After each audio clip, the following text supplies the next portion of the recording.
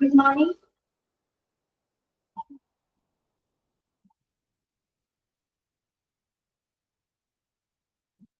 എല്ലാവർക്കും good morning ട്ടാ. അപ്പൊ നമുക്ക് ഓക്കെ ഗുഡ് മോർണിംഗ്. അപ്പൊ എല്ലാവരും ഭക്ഷണമൊക്കെ കഴിച്ചില്ലേ? ചായയൊക്കെ കുടിച്ചിട്ടല്ല എല്ലാവരും ക്ലാസ്സിൽ വന്നിരിക്കുന്നത്.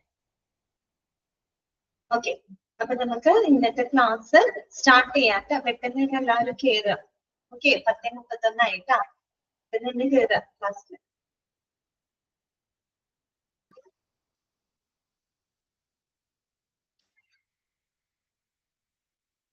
ഞാൻ ഓൾ മ്യൂട്ട് ചെയ്യാണ് കേട്ടോ. All mute കൊടുക്കാണേ.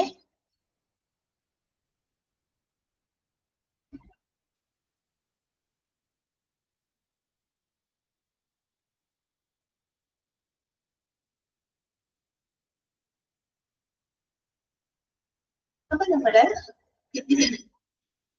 കഴിഞ്ഞ ക്ലാസ്സില് നമ്മള് പുതിയൊരു ചാപ്റ്റർ സ്റ്റാർട്ട് ചെയ്തു അല്ലെ? ഏതായിരുന്നു ചാപ്റ്റർ? ഹോസ്പിറ്റൽ അഡ്മിനിസ്ട്രേഷൻ അല്ലെ? നമ്മൾ പഠിക്കുന്ന ഒരു കോഴ്സാണ് അല്ലെ? ഹോസ്പിറ്റൽ അഡ്മിനിസ്ട്രേഷൻ എന്ന് പറയുന്ന പുതിയൊരു ചാപ്റ്റർ നമ്മൾ സ്റ്റാർട്ട് ചെയ്തു അല്ലെ? കഴിഞ്ഞ ക്ലാസ്സിൽ നമ്മൾ എന്തൊക്കെയാണ് പഠിച്ചത് അഡ്മിനിസ്ട്രേഷനെ പറ്റിയിട്ട്? അതായത് അഡ്മിനിസ്റ്റർ എന്ന പദത്തിന്റെ ഒറിജിനേഷൻ എവിടെ നിന്നാണെന്നുള്ളത് നമ്മൾ പഠിച്ചു അല്ലെ? നമ്മൾ കണ്ടു ടു കെയർ ഫോർ അല്ലെ? എന്താണ്? പരിപാലിക്കുക, ടു കെയർ ഫോർ, അല്ലെങ്കിൽ ടു ലുക്ക് ആഫ്റ്റർ പീപ്പിൾ, അല്ലെങ്കിൽ എന്താണ്? ടു മാനേജ് അഫയേഴ്സ് എന്നിങ്ങനെ അർത്ഥം വരുന്ന ആഡം പ്ലസ് മിനിസ്ട്രയർ എന്ന് പറയുന്ന ലാറ്റിൻ പദത്തിൽ നിന്നുമാണ് ഏത് വാക്ക് ഒറിജിനേറ്റ് ചെയ്തത്? അഡ്മിനിസ്ട്രേഷൻ എന്ന വാക്ക് ഒറിജിനേറ്റ് ചെയ്ത് വന്നത്. ഇത് നമ്മൾ കഴിഞ്ഞ ക്ലാസ്സിൽ പഠിച്ച കാര്യങ്ങളാണ് അല്ലെ? പിന്നെ നമ്മൾ കണ്ടത് അഡ്മിനിസ്ട്രേഷന് രണ്ട് ഡെഫിനിഷൻസ് നമ്മൾ പഠിച്ചിരുന്നു അല്ലെ? രണ്ട് പ്രധാനപ്പെട്ട ഡെഫിനിഷൻസ് ഏതൊക്കെയായിരുന്നു? ആരുടെയൊക്കെ നമ്മൾ പഠിച്ചത്? ഒന്ന് ഹെർബർട്ടൻ എ സൈമണിന്റെ ഡെഫിനിഷനും പിന്നെ എന്തായിരുന്നു? ലൂഥർ ഗുള്ളിക്കിന്റെ ഡെഫിനിഷൻ നമ്മൾ പഠിച്ചു അല്ലെ? ഹെർബർട്ട് എ സൈമൺ എന്താണ് പറഞ്ഞത്? Administration is the activities of groups cooperating to fulfil common goals അല്ലെ? പൊതുവായിട്ടുള്ള ലക്ഷ്യങ്ങള് നേടുന്നതിനായിട്ട് സഹകരിക്കുന്ന വിവിധ ഗ്രൂപ്പുകളുടെ പ്രവർത്തനം, അല്ലെങ്കിൽ അവരുടെ ഒരു എഫർട്ട് അല്ലെ? അവരുടെ ഒരു യജ്ഞം, അവരുടെ ഒരു പ്രവർത്തനത്തിനെയാണ് നമ്മൾ എന്ത് പറയുന്നത്? അഡ്മിനിസ്ട്രേഷൻ എന്ന് ഉദ്ദേശിക്കുന്നത്. ആരുടെ ഡെഫിനിഷൻ ആയിരുന്നു? ഹെർബർട്ട് എ സൈമന്റെ ഡെഫിനിഷൻ അല്ലെ? പിന്നെ നമ്മൾ വേറെ ഒരാളുടെ കൂടെ പഠിച്ചു. ആരുടെയായിരുന്നു അത്? ലൂഥർ ഗുള്ളിക്കിന്റെ അല്ലെ? ലൂഥർ ഗുള്ളിക്ക് എന്താ പറഞ്ഞത്? Administration has to do getting things done. എന്താണ് getting things done with the fulfilment of objectives already defined അല്ലെ? മുൻകൂട്ടി നിശ്ചയിച്ചിട്ടുള്ള എന്താണ്? മാനദണ്ഡങ്ങളല്ല, ലക്ഷ്യങ്ങൾ അല്ലെ? മുൻകൂട്ടി നിശ്ചയിച്ചിട്ടുള്ള ലക്ഷ്യങ്ങള് നിറവേറ്റിക്കൊണ്ട്, ഫുൾഫിൽ ചെയ്തുകൊണ്ട് കാര്യങ്ങൾ കൈകാര്യം ചെയ്യുന്നതിനെയാണ് എന്ത് പറയുന്നത്? അഡ്മിനിസ്ട്രേഷൻ എന്ന് പറയുന്നത്. അത് ആരുടെ ഡെഫിനിഷൻ ആയിരുന്നു? ലൂഥർ ഗുള്ളിക്കിന്റെ ഡെഫിനിഷൻ ആയിരുന്നു. ഇത് നമ്മൾ കഴിഞ്ഞ ക്ലാസ്സിൽ പഠിച്ചതാണ്. പിന്നെ നമ്മൾ കണ്ടു ഏതാണ്? അഡ്മിനിസ്ട്രേഷനെ പറ്റിയുള്ള കാര്യമാണ്. പിന്നീട് നമ്മൾ ഹോസ്പിറ്റൽ അഡ്മിനിസ്ട്രേഷൻ എന്താണെന്ന് പറഞ്ഞു അല്ലെ? ഹോസ്പിറ്റൽ അഡ്മിനിസ്ട്രേഷൻ എന്ന് പറഞ്ഞാൽ എന്താണ്? പിന്നീടാണ്.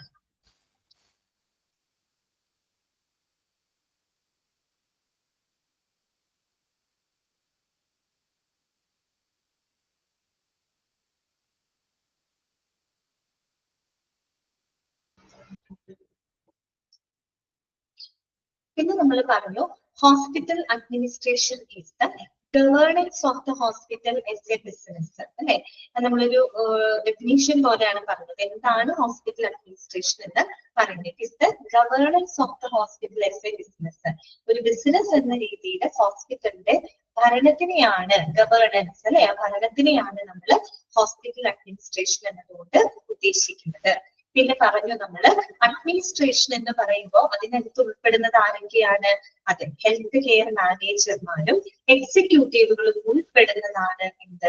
അഡ്മിനിസ്ട്രേഷൻ അല്ലെ? വിവിധ ഡിപ്പാർട്ട്മെന്റുകൾ കൈകാര്യം ചെയ്യുന്ന എന്താണ്? മാനേജർമാരും ഹെൽത്ത് കെയർ മാനേജർമാരും എക്സിക്യൂട്ടീവുകളും ഉൾപ്പെടുന്നതാണ് അഡ്മിനിസ്ട്രേഷൻ എന്നതുകൊണ്ട് ഉദ്ദേശിക്കുന്നത്. അഡ്മിനിസ്ട്രേഷനിൽ അവരാണ് ഉൾപ്പെടുന്നത് അല്ലെ? പിന്നെ നമ്മൾ കണ്ട വേറൊരു ഇമ്പോർട്ടന്റ് പോയിന്റ് ഇതായിരുന്നു, ഒരു അഡ്മിനിസ്ട്രേറ്ററുടെ ഡ്യൂട്ടി അല്ലെ? ഒരു അഡ്മിനിസ്ട്രേറ്ററുടെ ഡ്യൂട്ടി ആൻഡ് റെസ്പോൺസിബിലിറ്റി എന്ന് പറയുന്നത് അത് ഹോസ്പിറ്റലിന്റെ സൈസിനും കോംപ്ലക്സിറ്റിക്കും അനുസരിച്ച് എന്താണ്? വ്യത്യാസപ്പെട്ടുകൊണ്ടിരിക്കും. അത് പഠിച്ചതാണ് അല്ലെ?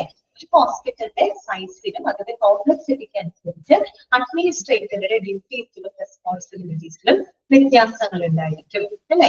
ചില അഡ്മിനിസ്ട്രേറ്റർമാരെ സംബന്ധിച്ച് അവർക്ക് എന്താണ് ഹോസ്പിറ്റൽ സംബന്ധമായിട്ടുള്ള പോളിസികൾ ക്രിയേറ്റ് ചെയ്യുക, അത് കൃത്യമായിട്ട് ഇംപ്ലിമെന്റ് ചെയ്യുക, അത് ഓർഗനൈസ് ചെയ്യുക, അത് നടപ്പിലാക്കുക, അങ്ങനെ ഉത്തരവാദിത്തങ്ങളുള്ള ഹോസ്പിറ്റൽ അഡ്മിനിസ്ട്രേറ്റർമാരുണ്ട്.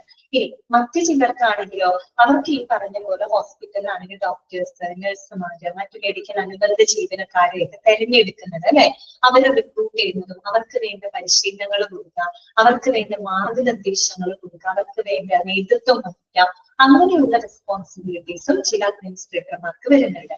എന്ന് പറഞ്ഞാല് അവരുടെ ഡ്യൂട്ടി എന്ന് പറഞ്ഞൊരു ഫിക്സഡ് ആയിട്ടുള്ള ഒരു ഡ്യൂട്ടി നമുക്ക് പറയാൻ പറ്റില്ല. അതായത് ഹോസ്പിറ്റലിലെ സൈസിന് കോംപ്ലക്സിറ്റിക്ക് അനുസരിച്ച് എന്ത് ചെയ്തുകൊണ്ടിരിക്കും, വ്യത്യാസപ്പെട്ടുകൊണ്ടിരിക്കും അല്ലെ.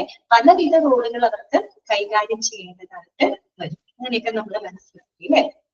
ഇത്രയാണ് നമ്മൾ കഴിഞ്ഞ ക്ലാസ്സിൽ പറഞ്ഞു നിർത്തിയത് കേട്ടോ. പിന്നെ വലിയൊരു ഹോസ്പിറ്റൽ ആകുമ്പോൾ അവിടെ ഒരുപാട് ഡിപ്പാർട്ട്മെന്റുകൾ ഉണ്ടാവും, അപ്പൊ അതിനനുസരിച്ച് എന്തുണ്ടാവും, അഡ്മിനിസ്ട്രേറ്റർമാരും അവിടെ ഉണ്ടാവും. അതേസമയം ഒരു ചെറിയ ഹോസ്പിറ്റൽ ആണെങ്കിലോ, വളരെ ചെറിയൊരു ഹോസ്പിറ്റൽ ആണെങ്കിൽ ചിലപ്പോൾ അവിടെ ഒരേ ഒരു അഡ്മിനിസ്ട്രേറ്റർ മാത്രമേ ഉണ്ടായിരുന്നുള്ളൂ. അദ്ദേഹമായിരിക്കും ആ ഒരു ഹോസ്പിറ്റലിന്റെ എന്താണ് എല്ലാ കാര്യങ്ങളും മേലോട്ട് വഹിക്കുന്നത് ആ ഒരു അഡ്മിനിസ്ട്രേറ്റർ ആയിരിക്കും. ഇത്രയും കാര്യങ്ങളാണ് കഴിഞ്ഞ ക്ലാസ്സിൽ നമ്മൾ പഠിച്ചത് കേട്ടോ. ഓക്കെ, അതൊന്ന് റിവൈൻഡ് ചെയ്യാനും നിങ്ങളൊന്ന് മനസ്സിലേക്ക് റീകളക്ട് ചെയ്യാനും വേണ്ടിയിട്ടാണ് കഴിഞ്ഞ പറഞ്ഞത്. ഓക്കെ, അപ്പൊ നമുക്ക് ഇനി നമ്മൾ പഠിക്കാൻ പോകുന്നത് ഇലമെന്റ്സ് ഓഫ് അഡ്മിനിസ്ട്രേഷൻ. നമ്മൾ ജസ്റ്റ് ഇതൊന്ന് പറഞ്ഞു വെച്ചിരുന്നു അല്ലെ. ഇലമെന്റ്സ് ഓഫ് അഡ്മിനിസ്ട്രേഷൻ, എന്തൊക്കെയാണ് അഡ്മിനിസ്ട്രേഷന്റെ ഇലമെന്റ്സ് അല്ലെ, അതിൽ വരുന്ന ഫാക്ടേഴ്സുകൾ എന്തൊക്കെയാണ്. അതിനായിട്ട് നമ്മൾ ചെറിയൊരു എന്താ പറയുക, അബ്രിവിയേറ്റഡ് ഫോം പോലെ നമ്മൾ പഠിച്ചു. എന്താണ് പോസ്റ്റ് കോർപ്പ് അല്ലെ. എന്താണ് പോസ്റ്റ് കോർപ്പ് എന്ന് പറഞ്ഞാൽ മതി കേട്ടോ. അത് ഹോസ്പിറ്റൽ അഡ്മിനിസ്ട്രേഷൻ മാത്രമല്ല, ഏതൊരു അഡ്മിനിസ്ട്രേഷന്റെയും പ്രധാനപ്പെട്ട എലമെന്റ്സുകളാണ് എന്തെന്ന് പറയുന്നത് പോസ്റ്റ് കോർപ്പ് കേട്ടോ. അപ്പൊ അത് വളരെ ഇമ്പോർട്ടന്റ് ആണ്, ഇത് ക്വസ്റ്റ്യൻസ് വരാറുണ്ട് കേട്ടോ. അതില് പി എന്താണ് ഉദ്ദേശിക്കുന്നത്, പി സ്റ്റാൻഡ്സ് ഫോർ പ്ലാനിങ് അല്ലെ. പി സ്റ്റാൻഡ്സ് ഫോർ പ്ലാനിങ് ആണ്. O stands for organizing, S stands for എന്താണ് സ്റ്റാഫിംഗ് ആണ്, D stands for directing, CO സിയും ഓയും ഒരുമിച്ച് എടുക്കണം കേട്ടോ, കോർഡിനേറ്റിംഗ് ആണ്, R for reporting and B for budgeting. ഇനി എന്തൊക്കെയാണ് ഓരോ എലമെന്റ്സ് എന്നുള്ളത് നമുക്ക് നോക്കാം. ഓക്കെ, ഫസ്റ്റ് എന്താണ് പ്ലാനിങ് ആണ് അല്ലെ. ഫസ്റ്റ് എന്താണ് planning, P for planning. Planning എന്ന് പറയുമ്പോൾ തന്നെ നമുക്കറിയാം അല്ലെ, എന്താണ് ആസൂത്രണം ചെയ്യലാണ് അല്ലെ. ആസൂത്രണം ചെയ്യും നമ്മൾ എന്തൊരു കാര്യം നമ്മൾ ചെയ്യുമ്പോൾ, ഇപ്പൊ നമ്മളൊരു പരിപാടി അവതരിപ്പിക്കാറുണ്ട്, നിങ്ങളിപ്പോ ഒരു കോഴ്സിന് ജോയിൻ ചെയ്യുമ്പോൾ നിങ്ങൾക്കൊരു പ്ലാനിങ് ഉണ്ടായിരിക്കും അല്ലെ. എല്ലാവരും നമ്മൾ എന്തൊക്കെ, ഞാൻ തന്നെ ഇവിടെ ക്ലാസ് എടുക്കണം, എനിക്കൊരു പ്ലാനിങ് ഉണ്ട് അല്ലെ. ഇന്നത്തെ ക്ലാസ്സിൽ ഇത്ര പോർഷൻസ് എടുക്കണം, ഇന്ന കാര്യങ്ങൾ ഡിസ്കസ് ചെയ്യണം എന്നൊരു പ്ലാനിങ്ങോട് കൂടിയിട്ടാണ് നമ്മൾ വരുന്നത്. അപ്പൊ ഏതൊരു കാര്യത്തിന് എന്തുണ്ട്, പ്ലാനിങ് ഏറ്റവും പ്രധാനപ്പെട്ട ഒരു സ്റ്റെപ്പാണ് അല്ലെ പ്ലാനിങ് എന്ന് പറയുന്നത്. നമ്മൾ പ്ലാൻ ചെയ്യുന്ന പോലെ കാര്യങ്ങൾ നടക്കോ ഇല്ലേ എന്നുള്ളത് രണ്ടാമത്തെ വിഷയം. പക്ഷെ എന്താണ്, planning is very important step അല്ലെ. അപ്പൊ നോക്കാം, എന്താണ് പ്ലാനിങ് എന്ന് പറഞ്ഞു കഴിഞ്ഞാല്, planning is the process of thinking about the activities needed to gain a desired goal. അവിടെ ഒരു ഫുൾ സ്റ്റോപ്പ് ഇടുന്നു കേട്ടോ. എന്താണ് പറയുന്നത്, ഒരു ഡിസൈഡ് ഗോൾ അല്ലെ, ഒരു ആഗ്രഹിച്ച ലക്ഷ്യം നിറവേറ്റുന്നതിനായിട്ട് ആവശ്യമായിട്ടുള്ള പ്രവർത്തനങ്ങളെ കുറിച്ച് ചിന്തിക്കുന്ന പ്രക്രിയ അല്ലെ. നമ്മൾ ജസ്റ്റ് പ്ലാനിങ് എന്ന് പറയുന്നത് നമ്മൾ അത് പ്രത്യേകം ഒന്നും രേഖപ്പെടുത്തി ഒന്നും വെക്കുന്നില്ല, ജസ്റ്റ് നമ്മൾ തിങ്ക് ചെയ്യുന്നുള്ളൂ. ഓക്കെ, തിങ്കിങ് പ്രോസസ് മാത്രമാണ് അല്ലെ. അതായത് നമ്മൾക്കൊരു എന്താണ് ഡിസൈഡ് ഗോൾ ഉണ്ട്. ഇപ്പൊ ഹോസ്പിറ്റലിനെ സംബന്ധിച്ച് അവർക്ക് എന്തുണ്ട്, അവർക്ക് അവരുടേതായ ചില ഗോൾസ് ഉണ്ട്, ഒബ്ജക്റ്റീവ്സ് ഉണ്ട് അല്ലെ. ആ ഒരു ഡിസൈഡ് ഗോൾ, അവരുടെ ഒരു ആഗ്രഹിച്ച ലക്ഷ്യം നിറവേറ്റുന്നതിനായിട്ട് ആവശ്യമായിട്ടുള്ള പ്രവർത്തനങ്ങളെ പറ്റി ചിന്തിക്കുന്ന പ്രക്രിയയാണ് നമ്മൾ എന്തെന്ന് പറയുന്നത് പ്ലാനിങ് എന്നതുകൊണ്ട് ഉദ്ദേശിക്കുന്നത് അല്ലെ. Okay, it is the first and foremost activity to attain desired result അല്ലെ. It is the first and foremost activity to attain desired result. അപ്പൊ നമുക്ക് ആഗ്രഹിച്ചൊരു ഫലപ്രാപ്തി നേടുന്നതിന് വേണ്ടിയിട്ടുള്ള ഏറ്റവും ആദ്യത്തേതും ഇമ്പോർട്ടന്റ് ആയിട്ടുള്ള ഒരു സ്റ്റെപ്പാണ് എന്തെന്ന് പറയുന്നത് പ്ലാനിങ് അല്ലെ. It's the first and foremost. Foremost എന്ന് പറഞ്ഞാൽ എന്താണ്, ഏറ്റവും പ്രധാനപ്പെട്ട ഒരു പ്രവർത്തനമാണ് പ്ലാനിങ് എന്ന് പറയുന്നത്. ഓക്കെ, ഇത് നമുക്ക് തന്നെ ആലോചിച്ചാൽ അറിയാവുന്ന കാര്യമാണ് അല്ലെ. നമ്മൾ കാര്യങ്ങളെ പറ്റി കൃത്യമായിട്ട് ഒരു പ്ലാനിങ്, ഇന്ന കാര്യത്തിൽ ചെയ്യണം, ഇന്ന രീതിയിൽ അത് നടത്തണം എന്നൊക്കെ ഒരു പ്ലാനിങ് ഉണ്ടായിരിക്കണം. അത് നമ്മുടെ മനസ്സിലായാലും ജസ്റ്റ് ഒരു തിങ്കിങ് പ്രോസസ് മാത്രമാണ് അല്ലെ. ഓക്കെ, അപ്പൊ നിങ്ങളോട് വേണമെങ്കിൽ ഇങ്ങനെ ചോദിക്കാം കേട്ടോ. Dash is the process of thinking about the activities needed to gain a desired goal. എന്താണത്? പ്ലാനിങ് ആണ് കേട്ടോ. Is the first and foremost activity ആണ് കേട്ടോ. ഏറ്റവും ആദ്യത്തേതും പ്രധാനപ്പെട്ടതുമായിട്ടുള്ള ഒരു സ്റ്റെപ്പാണ് പ്ലാനിങ് എന്ന് പറയുന്നത്. ക്ലിയർ? രണ്ടാമത്തെയാണ് എന്ത്? ഓ ഫോർ ഓർഗനൈസിങ് അല്ലെ. ഓർഗനൈസ് ചെയ്യാന്ന് വെച്ചാൽ എന്താണ്? സംഘാടനമാണ് ഉദ്ദേശിക്കുന്നത് അല്ലെ. സംഘാടന മികവ് ഇതൊരു പ്രധാനപ്പെട്ട ഒരു കാര്യമാണ് ശരിക്കും അല്ലെ. നമ്മൾ എന്തൊരു പരിപാടിയും നല്ല രീതിയിൽ സംഘടിപ്പിക്കുക, വലിയ ടൈം ലാഗ് ഇല്ലാണ്ട് എല്ലാം നല്ല രീതിയിൽ കോർഡിനേറ്റ് ചെയ്തുകൊണ്ട് നമ്മൾ സംഘടിപ്പിക്കുക എന്ന് പറയുന്നത് വളരെ ടൈം എഫിഷ്യന്റ് ആയിട്ട് യൂസ് ചെയ്യുക. അതൊരു ഓർഗനൈസിങ് കപ്പാസിറ്റിയാണ്, ഒരു സംഘാടന മികവ് ഏറ്റവും പ്രധാനപ്പെട്ട ഒരു ഇലമെന്റ് ആണ് കേട്ടോ. നോക്കാം നമുക്ക് എന്താണ് ഓർഗനൈസിങ് എന്നതുകൊണ്ട് ഉദ്ദേശിക്കുന്നത്. Organizing consists of coordinating and allocating a firm's resources in order to execute its plans. നമ്മൾ ആദ്യം എന്ത് ചെയ്തു? പ്ലാൻ ചെയ്തു അല്ലെ. കാര്യങ്ങളെ കുറിച്ച് നമ്മളൊരു പ്ലാൻ തയ്യാറാക്കി. ഇനി നമുക്ക് എന്ത് വേണം? ആ പ്ലാൻ പ്രകാരമുള്ള കാര്യങ്ങള് നല്ല രീതിയിൽ നമുക്ക് നടപ്പിലാക്കണം അല്ലെ. എക്സിക്യൂട്ട് ചെയ്യണം, നമുക്കത് ഇംപ്ലിമെന്റ് ചെയ്യണം. അതിനായിട്ട് എന്ത് ചെയ്യണം? ആ ഫേമില് ആ ഒരു ഓർഗനൈസേഷന്റെ ലഭ്യമായിട്ടുള്ള എല്ലാ വിഭവങ്ങളെയും നമ്മൾ എന്ത് ചെയ്യണം? കോർഡിനേറ്റ് ചെയ്യണം അല്ലെ. ഏകോപിപ്പിച്ച് അതിനെ കൃത്യമായിട്ട് അലോക്കേറ്റ് ചെയ്യണം. അതിന് വേണ്ട എന്താ പറയാ പിന്തുണ കൊടുക്കണം അല്ലെ. പിന്തുണ കൊടുത്തുകൊണ്ട് നമ്മൾ എന്താ കോർഡിനേറ്റ് ചെയ്യുന്ന ആ ഒരു പ്രോസസ്സിനെയാണ് ഓർഗനൈസിംഗ് എന്നുകൊണ്ട് ഉദ്ദേശിക്കുന്നത്. എന്താണ് organising? It consist of coordinating and allocating A firms resources in order to execute its plans അല്ലെ. അവരുടെ പ്ലാനുകൾ കൃത്യമായിട്ട് നടപ്പിലാക്കാനായിട്ട് ആ ഫേമിൽ ലഭ്യമായിട്ടുള്ള എല്ലാ വിഭവങ്ങളെയും, വിഭവം എന്ന് പറഞ്ഞാൽ എന്താണ്? നമ്മളുടെ ഹോസ്പിറ്റലിനെ ബേസ് ചെയ്ത് ചിന്തിക്കുന്നത് കേട്ടോ. ഒരു ഹോസ്പിറ്റലിന്റെ റിസോഴ്സ് എന്ന് പറഞ്ഞാൽ എന്താണ്? അവിടുത്തെ സ്റ്റാഫുകള് അല്ലെ, അവിടുത്തെ ജീവനക്കാര്, ഡോക്ടേഴ്സ്, നഴ്സുമാര്, മറ്റനുബന്ധ മെഡിക്കൽ ജീവനക്കാര് അല്ലെ, അവിടുത്തെ മറ്റുള്ള ഭൗതിക സാഹചര്യങ്ങള്, ഇതൊക്കെയാണ് എന്ത്? അവിടുത്തെ റിസോഴ്സ് എന്ന് പറയുന്നത് അല്ലെ. ആ റിസോഴ്സുകളെ നമ്മൾ വേണ്ട രീതിയിൽ കോർഡിനേറ്റ് ചെയ്ത് അലോക്കേറ്റ് ചെയ്യുന്ന ആ ഒരു പ്രോസസ്സിനെയാണ് നമ്മൾ ഓർഗനൈസിംഗ് എന്നതുകൊണ്ട് ഉദ്ദേശിക്കുന്നത്. ഓക്കെ, ഇനി നോക്കുക. It consist of developing A structure for people, positions, departments and activities within the firm. ഞാൻ പറഞ്ഞല്ലോ ഇതെല്ലാം എന്താണ്? റിസോഴ്സസ് ആണ് അല്ലെ. ഈ ഒരു ഓർഗനൈസിംഗ് എന്ന് പറയുമ്പോൾ അതിനകത്ത് എന്തൊക്കെ ഉൾപ്പെടുന്നുണ്ട്?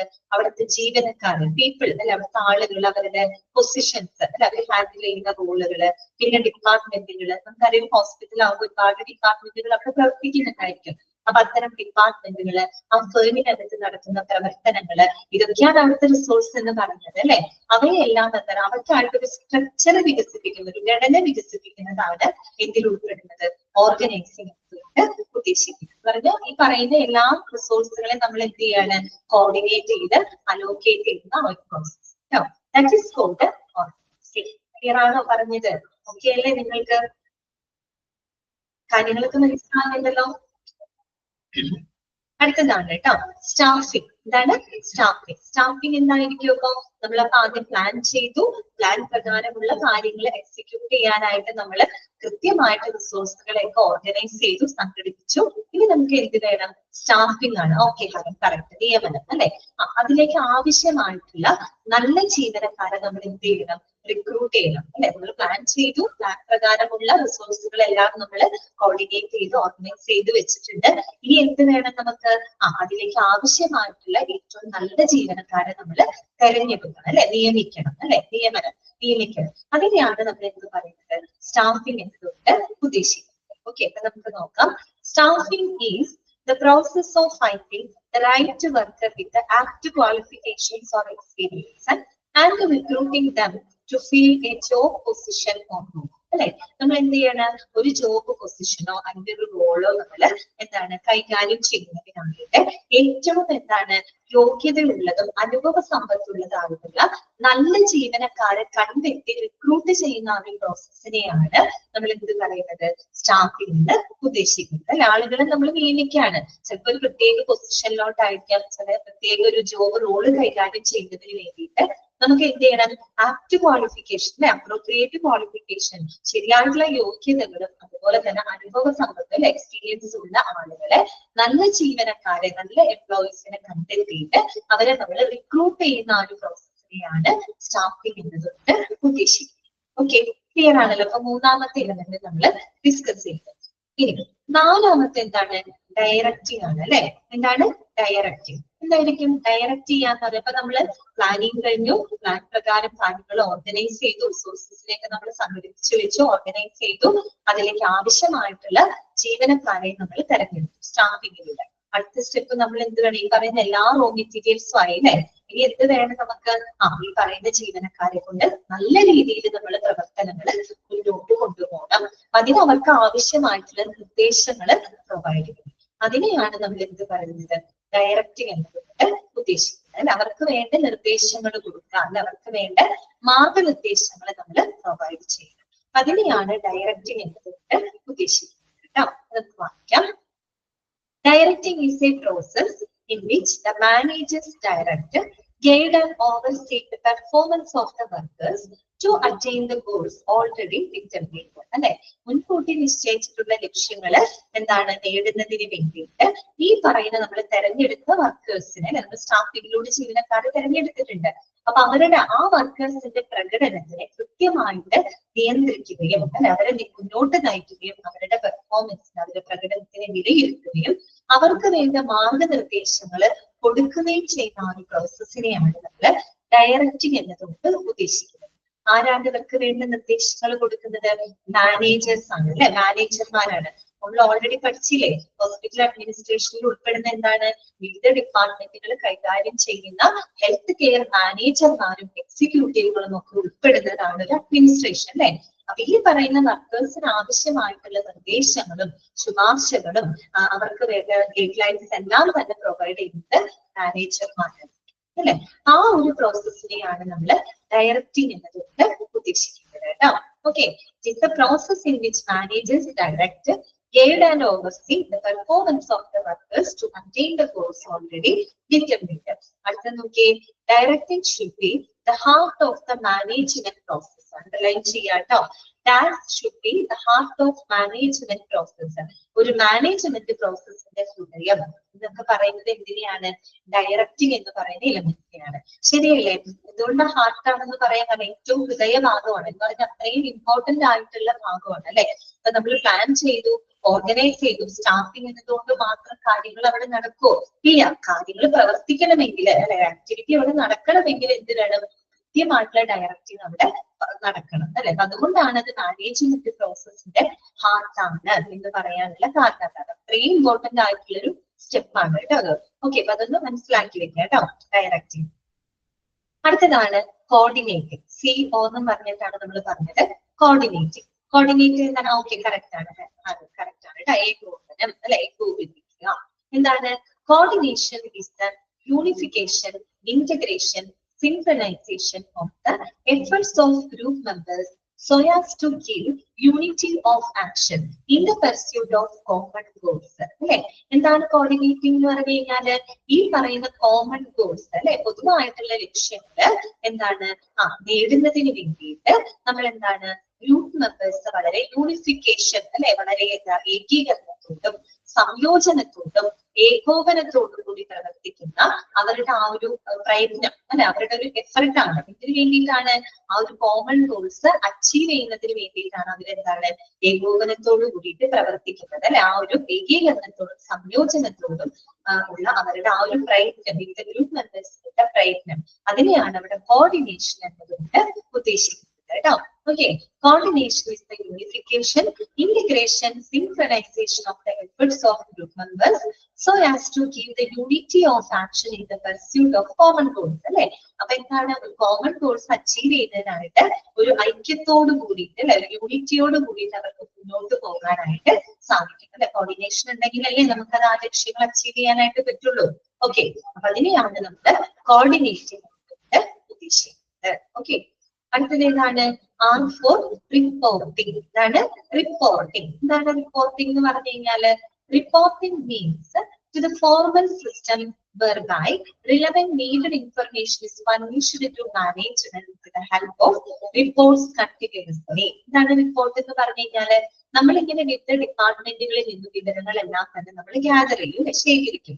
എന്നിട്ട് എന്ത് വേണം? നമ്മൾ ഈ വിവരങ്ങൾ ചെന്ന് മാനേജ്മെന്റിനോട് ചെന്ന് വെറുതെ പോയി പറയുകയാണോ ചെയ്യുന്നത്? അല്ല, നമ്മൾ അവരുടെ റിപ്പോർട്ടുകളുടെ സഹായത്തോടെ കൃത്യമായിട്ട് റിപ്പോർട്ടുകൾ തയ്യാറാക്കിക്കൊണ്ടാണ് നമ്മൾ ഈ പറയുന്ന വിവരങ്ങൾ ആരിലേക്ക് എത്തിക്കുന്നത്, മാനേജ്മെന്റിനെ അറിയിക്കുന്നത്. ശരിയല്ലേ? അപ്പൊ തുടർച്ചയായിട്ടുള്ള റിപ്പോർട്ടുകളുടെ സഹായത്തോടെ നമ്മൾ കളക്ട് ചെയ്തിട്ടുള്ള വിവരങ്ങൾ നമ്മൾ ആർക്കു മുമ്പിൽ പ്രസന്റ് ചെയ്യാണ്, ഈ പറയുന്ന മാനേജ്മെന്റിന് നമ്മൾ പ്രൊവൈഡ് ചെയ്യുകയാണ് അല്ലെ. ആ ഒരു ശരിക്കും പറഞ്ഞത് ഒരു ഔപചാരിക സംവിധാനമാണ്, ഒരു ഫോർമൽ സിസ്റ്റമാണ്. നമ്മൾ കിട്ടുന്ന വിവരങ്ങൾ ഗ്യാദർ ചെയ്ത് നമ്മൾ മനസ്സിലാക്കുന്ന വിവരങ്ങളെ നമ്മളൊരു റിപ്പോർട്ടിന്റെ എന്താണ് സഹായത്തോട് കൂടിയിട്ടാണ് അത് മാനേജ്മെന്റിനെ നമ്മൾ അറിയിക്കുന്നത് അല്ലെ. So it is a formal system അല്ലെ. അതുകൊണ്ടാണ് പറയുന്നത് reporting leads to the formal system whereby relevant needed information is furnished to management with the help of reports continuously. അല്ലെ. അപ്പൊ thus the report is the essence of any management reporting system. ഏതൊരു management reporting സിസ്റ്റത്തിന്റെ essence എന്ന് പറഞ്ഞാൽ റിപ്പോർട്ടുകളാണ് അല്ലെ.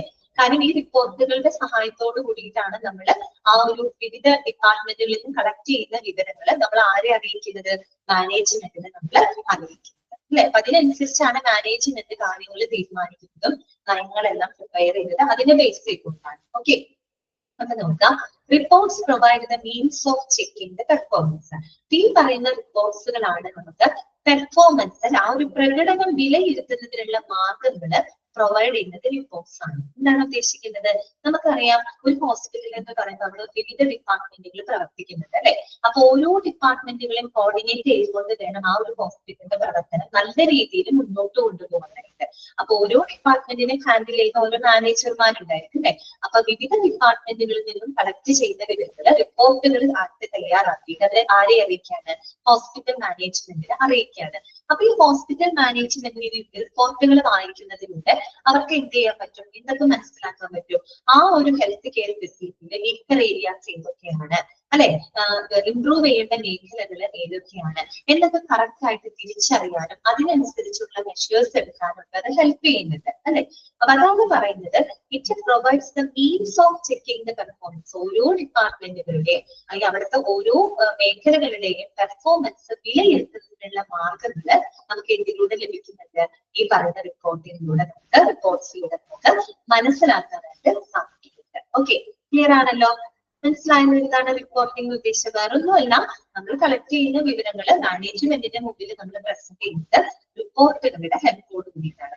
ഈ റിപ്പോർട്ടുകളുടെ സഹായത്തോടെ നമുക്ക് എന്ത് ചെയ്യാൻ പറ്റും, ഈ പെർഫോമൻസ് വിലയിരുത്താനുള്ള വിവിധ മാർഗങ്ങൾ നമുക്ക് മനസ്സിലാക്കാനായിട്ട് അല്ലെങ്കിൽ കണ്ടെത്താനായിട്ട് സാധിക്കും. ഓക്കെ, വീക്കർ ഏരിയ ഏതാണ്, ഇനി ഇംപ്രൂവ് ചെയ്യുന്ന മേഖലകൾ ഏതൊക്കെയാണ്, അതൊക്കെ നമുക്ക് കറക്റ്റ് ആയിട്ട് അതിന് മനസ്സിലാക്കാനായിട്ട് സാധിക്കും. ഓക്കെ, അടുത്തതാണ് ബഡ്ജറ്റിംഗ്.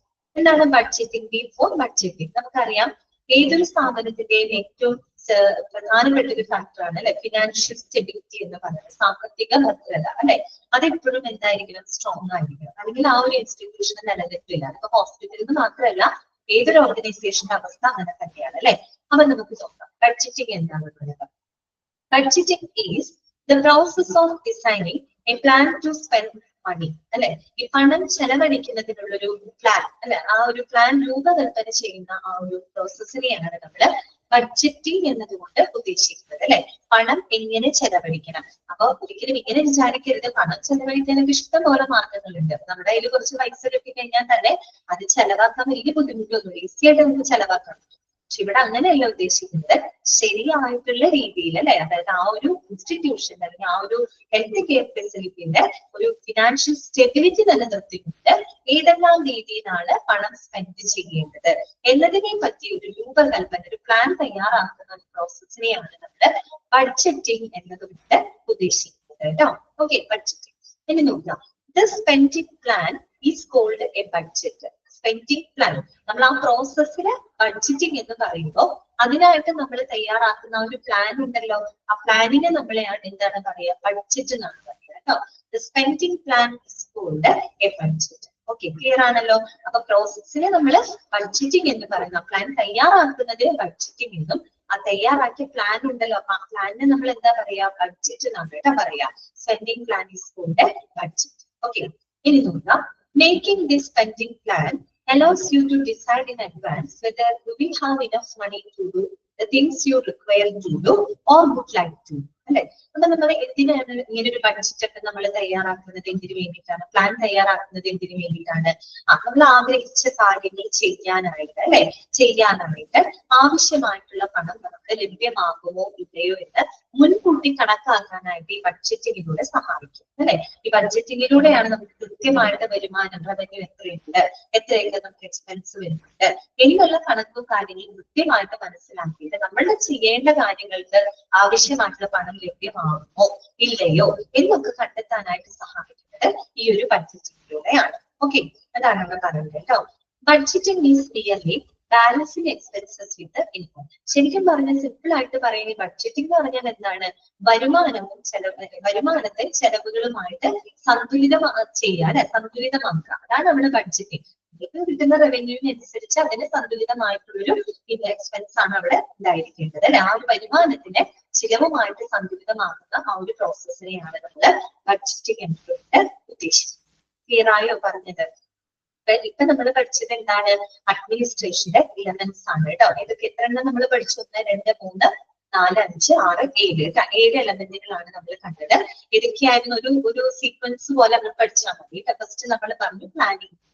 പ്ലാനിങ് എന്ന് പറഞ്ഞു കഴിഞ്ഞാൽ നമ്മൾക്ക് ഒരു ഡിസൈഡ് ഗോൾ അറ്റൈൻ ചെയ്യുന്നതിനായിട്ട് ആവശ്യമായിട്ടുള്ള പ്രവർത്തനങ്ങളെ പറ്റി ചിന്തിക്കുന്ന പ്രക്രിയ, തിങ്കിങ് ആണ് കേട്ടോ. തിങ്കിങ് മാത്രമാണ് അവിടെ നടക്കുന്നത്. അതിനെയാണ് നമ്മൾ പ്ലാനിങ് എന്ന് പറയുന്നത്. It is the first and foremost activity ആണ് കേട്ടോ. ഏതൊരു പ്രോസസ്സിനെ സംബന്ധിച്ച്, അഡ്മിനിസ്ട്രേഷനെ സംബന്ധിച്ചിടത്താണെങ്കിൽ ഏറ്റവും ആദ്യത്തേതും പ്രധാനപ്പെട്ടതുമായിട്ടുള്ള ഇവന്റ് ഏതാണെന്ന് ചോദിച്ചാൽ അത് പ്ലാനിങ് ആണ്. പിന്നെ പ്ലാൻ ചെയ്ത് ഇനി നമുക്ക് എന്ത് ചെയ്യണം? ആ പ്ലാൻ പ്രകാരമുള്ള കാര്യങ്ങൾ എക്സിക്യൂട്ട് ചെയ്യണം, നടപ്പിലാക്കുക. അതിനുള്ള സ്റ്റെപ്പാണ് ഓർഗനൈസിങ്. ഓർഗനൈസിംഗ് എന്ന് പറഞ്ഞാൽ ആ പ്ലാൻ ചെയ്ത പ്രകാരമുള്ള കാര്യങ്ങൾ നടപ്പിലാക്കാനായിട്ട് നമുക്ക് ലഭ്യമായിട്ടുള്ള എല്ലാ റിസോഴ്സുകളും കൃത്യമായിട്ട് കോർഡിനേറ്റ് ചെയ്ത് അലോക്കേറ്റ് ചെയ്യുന്ന ഒരു പ്രോസസ്സിനെയാണ് നമ്മൾ ഓർഗനൈസിംഗ് എന്നതിലൂടെ ഉദ്ദേശിക്കുന്നത്. അപ്പൊ ഓർഗനൈസിംഗ് കഴിഞ്ഞു. ഈ എന്ത് വേണം? നമുക്ക് പ്ലാനും ഓർഗനൈസ് ഒക്കെ കഴിഞ്ഞാൽ അടുത്തത് എന്ത് വേണം? കാര്യങ്ങൾ ചെയ്യാനായിട്ട് പ്രാപ്തരായിട്ടുള്ള ആളുകളെ നമ്മൾ തെരഞ്ഞെടുക്കണം അല്ലെ. അതാണ് സ്റ്റാഫിംഗ് എന്നതുകൊണ്ട് ഉദ്ദേശിക്കുന്നത് അല്ലെ. ഒരു കൃത്യമായിട്ടുള്ള ഒരു ജോബ് പൊസിഷനോ റോളോ കൈകാര്യം ചെയ്യുന്നതിനായിട്ട് ഏറ്റവും അനുയോജ്യ യോഗ്യതകളും എക്സ്പീരിയൻസും ഉള്ള ശരിയായിട്ടുള്ള ചിന്തനക്കാരെ കണ്ടെത്തി റിക്രൂട്ട് ചെയ്യുന്ന ഒരു പ്രോസസ്സിനെയാണ് നമ്മൾ സ്റ്റാഫിംഗ് എന്നതുകൊണ്ട് ഉദ്ദേശിക്കുന്നത്. അടുത്തത് എന്താണ്? ഡയറക്റ്റിംഗ് ആണ്. സ്റ്റാഫുമായി കഴിഞ്ഞു. ഇതൊക്കെ നമ്മുടെ raw material, plan, organising, staffing എന്ന് പറഞ്ഞാൽ നമുക്ക് വേണ്ട ഒരു റോ മെറ്റീരിയൽസ് മാത്രമാണ് അല്ലെ. ഇനി ഈ പറയുന്ന മെറ്റീരിയൽസിനെല്ലാം മാറ്റി നമുക്ക് എന്ത് ചെയ്യണം? പ്രവർത്തനങ്ങൾ സ്റ്റാർട്ട് ചെയ്യണം. അതിന് എന്ത് വേണം? ഡയറക്റ്റിംഗ് വേണം അല്ലെ. ഡയറക്റ്റ് ചെയ്യുന്നത് ആരാണ്? മാനേജേഴ്സ് ആണ്. മാനേജേഴ്സ് ആണ് ഈ തെരഞ്ഞെടുത്ത വർക്കേഴ്സിനെ അവരുടെ പെർഫോമൻസിനായി അവരെ മുന്നോട്ട് നയിക്കുന്നത്, അവർക്ക് വേണ്ട മാർഗനിർദ്ദേശം അവർക്ക് പ്രൊവൈഡ് ചെയ്യുന്ന പ്രോസസ്സിനെയാണ് നമ്മൾ ഡയറക്റ്റിംഗ് എന്ന് പറയുന്നത്. അത് അഡ്മിനിസ്ട്രേഷന്റെ ഹാർട്ട് എന്നാണ് വിശേഷിപ്പിക്കുന്നത് കേട്ടോ, ഡയറക്റ്റിംഗ്. പിന്നെ നമ്മൾ കണ്ടത് കോർഡിനേറ്റിംഗ് ആണ്. ഏകീകരണത്തോടും സംയോജനത്തോടും ഏകോപനത്തോടും കൂടിയിട്ട് എന്ത് ചെയ്യാണ്? നമ്മള് വിവിധ ഡിപ്പാർട്ട്മെന്റുകൾ അല്ലെങ്കിൽ വിവിധ മേഖലകളെ നമ്മൾ എന്ത് ചെയ്യണം? ഒരുമിച്ച് കൊണ്ടുവരുന്നതിനെയാണ് അവിടെ കോർഡിനേറ്റിംഗ് എന്നതുകൊണ്ട് ഉദ്ദേശിക്കുന്നത്. എന്താണ്? റിപ്പോർട്ടിംഗ് ആണ് അല്ലെ. തുടർച്ചയായിട്ടുള്ള റിപ്പോർട്ടുകളുടെ സഹായത്തോട് കൂടിയിട്ടാണ് നമ്മൾ ശേഖരിച്ച വിവരങ്ങളെ നമ്മൾ മാനേജ്മെന്റിന് നമ്മൾ പ്രൊവൈഡ് ചെയ്യുന്നത് അല്ലെ. ഈ റിപ്പോർട്ടുകളുടെ സഹായത്തോടു കൂടി നമുക്ക് അവരുടെ പെർഫോമൻസിനെ പരിശോധിക്കാനുള്ള മാർഗങ്ങൾ നമുക്ക് കണ്ടെത്താനായിട്ട് സാധിക്കും അല്ലെ, വിലയിരുത്താനായിട്ട് സാധിക്കും. ഏറ്റവും ഒടുവിൽ നമ്മൾ പറഞ്ഞത് ബഡ്ജറ്റിംഗ് ആണ്. ബഡ്ജറ്റിംഗ് എന്ന് പറഞ്ഞാൽ എന്താണ്? പണം എങ്ങനെ ചെലവഴിക്കുന്നത് എന്നതിനെ പറ്റിയുള്ള ഒരു പ്ലാൻ തയ്യാറാക്കുന്നതിനെയാണ് നമ്മൾ ബഡ്ജറ്റിംഗ് എന്നതുകൊണ്ട് ഉദ്ദേശിക്കുന്നത്. ആ സ്പെൻഡിങ് പ്ലാനിനെയാണ് നമ്മൾ ബഡ്ജറ്റ് എന്ന് പറയുന്നത്. നമുക്ക് ആവശ്യമായിട്ടുള്ള പണം അല്ലെ, കാര്യങ്ങൾ നിർവഹിക്കുന്നതിന് ആവശ്യമായിട്ടുള്ള പണം ലഭ്യമാകുമോ ഇല്ലയോ എന്ന് മുൻകൂട്ടി കണക്കാക്കാനായിട്ട് ബഡ്ജറ്റ് നമ്മളെ ഹെൽപ്പ് ചെയ്യുന്നത് അല്ലെ. ഇത്രയുമാണ് എലമെന്റ്സ് വരുന്നത്. വളരെ ഇമ്പോർട്ടന്റ് ആണ്. ഇതിൽ ഏതെങ്കിലും ക്യാരക്ടറിസ്റ്റിക് തന്നിട്ട് ഇത് ഏത് എലമെന്റ് ആണ് ചോദിക്കുന്നത്? ഡയറക്റ്റിംഗ് ആണോ, റിപ്പോർട്ടിംഗ് ആണോ, പ്ലാനിംഗ് ആണോ എന്നൊക്കെ ചോദിക്കും കേട്ടോ. അപ്പൊ അത് നിങ്ങൾക്ക് തെറ്റിപ്പോകും. ക്ലിയർ ആണെന്ന് വിചാരിക്കുന്നു. അടുത്ത ഭാഗത്തോട്ട് നമുക്ക് നോക്കാം. അഡ്മിനിസ്ട്രേറ്റീവ് റോൾസ് കേട്ടോ. ഇനി നമ്മൾ കാണാൻ പോകുന്നത് അഡ്മിനിസ്ട്രേറ്റീവ് റോൾസ് ആണ്. ഓക്കെ, എലമെന്റ് കണ്ട് നമ്മൾ എലമെന്റ്സുകൾ മനസ്സിലാക്കി. ഇനി നമ്മൾ അഡ്മിനിസ്ട്രേഷന് എന്തൊക്കെ റോളുകളാണ് അവര് കൈകാര്യം ചെയ്യുന്നത് അല്ലെ. നമ്മൾ അഡ്മിനിസ്ട്രേഷൻ എന്ന് പറയുമ്പോൾ ഒരു വളരെ ബ്രോഡർ ആയിട്ടുള്ള ഒരു വളരെ വ്യാപ്തിയുള്ള ഒരു മേഖലയാണ് അഡ്മിനിസ്ട്രേഷൻ വിഭാഗം എന്ന് പറയുന്നത്. അവര് എന്തെല്ലാം റോളുകളാണ് ഒരു ഹോസ്പിറ്റലില് കൈകാര്യം ചെയ്യുന്നത് കേട്ടോ. നമ്മൾ ഹോസ്പിറ്റലിനെ ബേസ് ചെയ്തിട്ടാണ് പറയുന്നത്. എല്ലാത്തിലും അഡ്മിനിസ്ട്രേഷൻ വരുന്നുണ്ട്. പക്ഷെ നമ്മൾ പഠിക്കുന്നത് ഹോസ്പിറ്റൽ അഡ്മിനിസ്ട്രേഷൻ ആയതുകൊണ്ട് നമ്മൾ ഹോസ്പിറ്റലിനെ ബേസ് ചെയ്തിട്ട് ചിന്തിക്കാം കേട്ടോ. ഓക്കെ, എന്തൊക്കെ റോളുകളാണ് അവർക്ക് കൈകാര്യം ചെയ്യാനുള്ളത്? അത് 3 പോയിന്റുകളായിട്ടാണ് അവിടെ കൊടുത്തിരിക്കുന്നത് കേട്ടോ. 3 പോയിന്റുകളായിട്ട് ഇതൊക്കെയാണെന്ന് ഇന്റർപേഴ്സണൽ റൂൾസ്, രണ്ടാമത്തത് ഇൻഫർമേഷണൽ റൂൾസ്, മൂന്നാമത്തത് ഡിസിഷണൽ റൂൾസ്. ഇതൊക്കെയാണ് പ്രധാനപ്പെട്ട 3 റോളുകൾ അല്ലെ. ഇതൊക്കെയാണ് നമ്മൾ പറഞ്ഞത് interpersonal rules, informational rules, decisional rules. ആ പേര് കേൾക്കുമ്പോ തന്നെ കുറെ നമുക്ക് തന്നെ ഊഹിക്കാൻ പറ്റും അല്ലെ. ഫസ്റ്റ് എന്താ നമ്മൾ പറഞ്ഞത്? ഇന്റർപേഴ്സണൽ റൂൾസ് ആണ് അല്ലെ. ഇന്റർപേഴ്സണൽ അപ്പൊ നമ്മൾ മെഡിക്കൽ ടെർമിനോളജി പഠിച്ചപ്പോ ഇന്ററും ഇൻട്രായും തമ്മിലുള്ള വ്യത്യാസം നമ്മൾ മനസ്സിലാക്കിയിരുന്നു അല്ലെ. ഇൻട്ര എന്ന് കേട്ട് കഴിഞ്ഞാൽ മാറിപ്പോകരുത് കേട്ടോ. ഇൻട്ര എന്ന് കേട്ട് കഴിഞ്ഞാൽ വിത്ത് ഇന്ത എന്നുള്ള അർത്ഥമാണ്. അതിനുള്ളിൽ തന്നെ ഇൻട്രാ പേഴ്സണൽ എന്നൊക്കെ പറഞ്ഞ് നമ്മുടെ ഉള്ളിലുള്ള കാര്യമാണ് കേട്ടോ ഇൻട്ര എന്ന് പറയുമ്പോൾ. അതേസമയം ഇന്റർ എന്ന് പറയുമ്പോൾ വ്യത്യസ്ത ആളുകൾ തമ്മിൽ അല്ലെങ്കിൽ വ്യത്യസ്ത മേഖലകൾ തമ്മിൽ അങ്ങനെ ചിന്തിക്കണം. പെട്ടെന്ന് നമുക്ക് തെറ്റ് തോന്നും. ഇന്റർ എന്ന് പറയുമ്പോൾ അകത്തല്ലേ എന്നൊരു തോന്നൽ വരും. അങ്ങനെയല്ല. ഇന്റർ എന്ന് പറഞ്ഞാലാണ് വിത്ത് ഇന്ത. ഇന്റർ എന്ന് പറയുമ്പോൾ 2 വ്യത്യസ്ത ആളുകൾ തമ്മിൽ, 2 വ്യത്യസ്ത മേഖലകൾ തമ്മിൽ ആ ഒരു അർത്ഥം മനസ്സിലാക്കണം കേട്ടോ. അപ്പൊ എന്തായിരിക്കും ഇന്റർപേഴ്സണൽ റൂൾസ് എന്ന് പറഞ്ഞു കഴിഞ്ഞാല്? അതായത് മറ്റുള്ളവരുമായിട്ടുള്ള ഇടപെടലുകളിലും ബന്ധങ്ങളിലും ഒരു വ്യക്തി കാത്തു സൂക്ഷിക്കേണ്ട ചില റോളുകൾ കേട്ടോ. അതാണ് ഇന്റർപേഴ്സണൽ റൂൾസ് എന്നതുകൊണ്ട് ഉദ്ദേശിക്കുന്നത്. നമ്മളിവിടെ ഒരു വ്യക്തിനെ അല്ല അവിടെ പരിഗണിക്കുന്നത്. നമ്മൾ അഡ്മിനിസ്ട്രേഷൻ എന്ന് പറയുന്ന ആ ഒരു മൊത്തത്തിൽ അതിനൊരു വ്യക്തിയായിട്ട് പരിഗണിക്കുക കേട്ടോ. അല്ലാണ്ട് ഇങ്ങനെ ഒരു മനുഷ്യൻ, ഒരു വ്യക്തി എന്നുള്ള രീതിയിലല്ല ഞാൻ പറഞ്ഞത്. ഒരു അഡ്മിനിസ്ട്രേഷൻ എന്നുള്ള ഒരാള്, ഓക്കെ, ഒരു അഡ്മിനിസ്ട്രേഷൻ ആ ഒരു മേഖല ബേസ് ചെയ്തിട്ട് വേണം ചിന്തിക്കാനായിട്ട് കേട്ടോ. അപ്പൊ മറ്റുള്ളവരുമായിട്ടുള്ള ഇടപെടലുകളിലും ബന്ധങ്ങളിലും ഒരു അഡ്മിനിസ്ട്രേഷൻ ഒരു വ്യക്തി നിർവഹിക്കേണ്ട ചില റോളുകളെയാണ് നമ്മൾ ഇന്റർപേഴ്സണൽ റൂൾസ് എന്നതുകൊണ്ട് ഉദ്ദേശിക്കുന്നത്. ഓക്കെ, അതിനകത്ത് ഏതൊക്കെ റോളുകൾ വരുന്നുണ്ട്? അതിനകത്ത് വരുന്ന റോളുകളാണ് ഫിഗർ ഹെഡ്, ലീഡർ, ലിസോൺ. ഏതൊക്കെയാണ്? Figure head, leader, liaison. അപ്പൊ ഇന്റർപേഴ്സണൽ റോളുകളിൽ ഉൾപ്പെടുന്നത് ഏതൊക്കെയാണ്? Figure head role, leader role, അതുപോലെ തന്നെ ലിസോൺ. അപ്പൊ ഓരോന്ന് എന്താണെന്ന് ജസ്റ്റ് ഒന്ന് മനസ്സിലാക്കാം. ഫിഗർ ഹെഡ് എന്തായിരിക്കും? ഫിഗർ ഹെഡ് എന്ന് പറഞ്ഞു കഴിഞ്ഞാൽ ഫിഗർ ഹെഡ് എന്ന് പറഞ്ഞാൽ ശരിക്കും it's the symbolic head of the organisation ആണ് അല്ലെ. അതായത് ഒരു ഓർഗനൈസേഷന്റെ തലവൻ അല്ലെങ്കിൽ എന്താ പറയാ, ഒരു ഓർഗനൈസേഷന്റെ പ്രതിനിധി എന്നൊക്കെ നമുക്ക് പറയാം അല്ലെ. അതായത് ആ ഒരു ഓർഗനൈസേഷനെ റെപ്രസെന്റ് ചെയ്തൊരു വ്യക്തിയാണ് അല്ലെ ഫിഗർ ഹെഡ് റോൾ എന്ന് പറയുമ്പോൾ. ഇപ്പൊ ഒരു എക്സാമ്പിൾ പറയാൻ പെട്ടെന്ന് നിങ്ങൾക്ക് മനസ്സിലാവും. ഒരു സ്ഥാപനത്തിന്റെ സിഇഒ, ഓക്കെ, നിങ്ങൾ കേട്ടില്ല സിഇഒ അല്ലെ, ചീഫ് എക്സിക്യൂട്ടീവ് ഓഫീസർ. അദ്ദേഹം ഏറ്റവും തലപ്പത്തിരിക്കുന്ന ഒരു വ്യക്തിയാണ്. അദ്ദേഹം ആ ഒരു ഓർഗനൈസേഷനെ റെപ്രസെന്റ് ചെയ്തൊരു വ്യക്തിയാണ് അല്ലെ സിഇഒ എന്ന് പറയുന്നത്. ഈ സിഇഒ എന്താ ചെയ്യുന്നത്? അദ്ദേഹം ആ ഒരു സ്ഥാപനവുമായിട്ട് ബന്ധപ്പെട്ട വാർഷിക പരിപാടികളിൽ പങ്കെടുക്കുന്നതും അതുപോലെ തന്നെ ആളുകൾക്ക് ഷേക്ക് ഹാൻഡ് കൊടുക്കുന്നതും മറ്റുള്ള ജീവനക്കാരും ഈ പറയുന്ന വിസിറ്റേഴ്സ് അല്ലെങ്കിൽ സന്ദർശകരും അതിഥികളും ഫോട്ടോ എടുക്കുക അങ്ങനെയൊക്കെ ചെയ്യുന്നുണ്ട് അല്ലെ. അവിടെ എന്താണ്? മറ്റുള്ള ആളുകളുമായിട്ടാണ് അദ്ദേഹം കൂടുതൽ ഇടപെടുന്നത്. ഇങ്ങനെ ഇടപെടുന്നത് ആ ഒരു എന്താ പറയുക ഓർഗനൈസേഷൻ ഒരു റെപ്രസെന്റേറ്റീവ് എന്നുള്ള രീതിയിലാണ് അദ്ദേഹം ആ ഒരു റോൾ അവിടെ കൈകാര്യം ചെയ്യുന്നത് അല്ലെ. അങ്ങനെ ഒരു ഉത്തരവാദിത്വമാണ് അദ്ദേഹത്തിനുള്ളത്. അത് മാത്രം ചിന്തിച്ചാൽ മതി. അല്ലെങ്കിൽ ഒരു സ്ഥാപനത്തിന്റെ സിഇഒ ഒന്ന് ആലോചിച്ചാൽ മതി. അദ്ദേഹം അവിടെ ചെയ്യുന്നത് ഒരു ഫിഗർ ഹെഡ് റോളാണ് അല്ലെ. ആ ഒരു സ്ഥാപനത്തിന് റെപ്രസെന്റ് ചെയ്തുകൊണ്ടുള്ള ഒരു റോളാണ് അദ്ദേഹം അവിടെ കൈകാര്യം ചെയ്യുന്നത്. അതെന്താണ്? ഇന്റർപേഴ്സണൽ റോൾ അല്ലേ. മറ്റുള്ള ആളുകളുമായിട്ടല്ലേ അവിടെ ഇടപെടലുകൾ വരുന്നത്. So it is A interpersonal റോളിൽ വരുന്നതാണ് കേട്ടോ ഫിഗർ ഹെഡ്. അടുത്തത് എന്താണ്? ലീഡർ. ലീഡർ എന്ന് പറയുമ്പോൾ നമുക്കറിയാലോ, ലീഡർ ആരാണ്? നേതാവാണ് അല്ലെ. അദ്ദേഹം എന്താ ചെയ്യുന്നത്?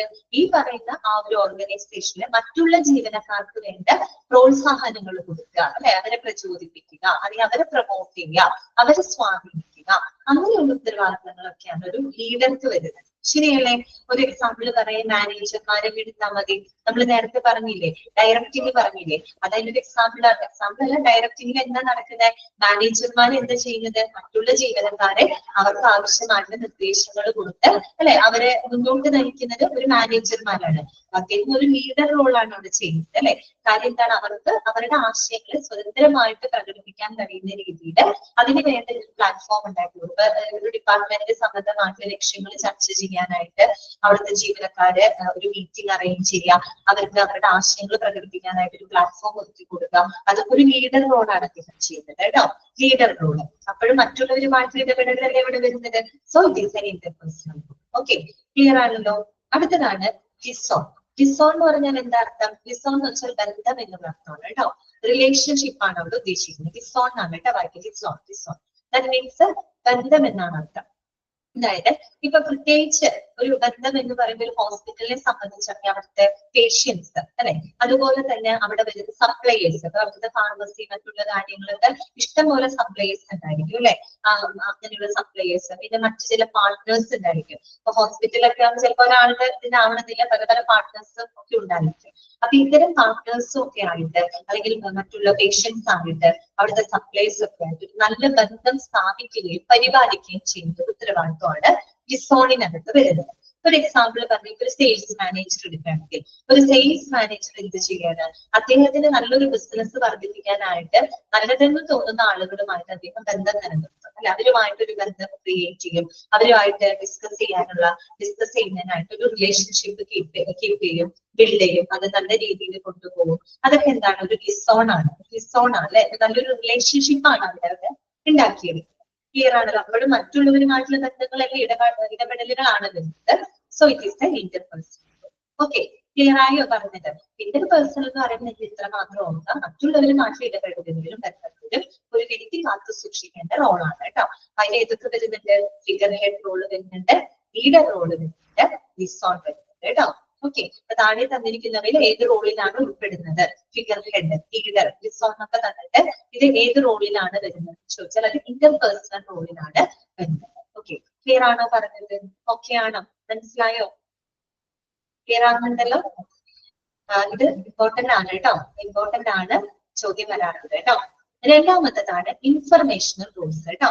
ഇൻഫർമേഷണൽ റൂൾസ് എന്ന് പറയുമ്പോൾ എന്താ, പേര് സൂചിപ്പിക്കുന്ന പോലെ ഇൻഫർമേഷൻ എന്ന് പറയുമ്പോൾ എന്താണ്, വിവരങ്ങളാണ് അല്ലെ.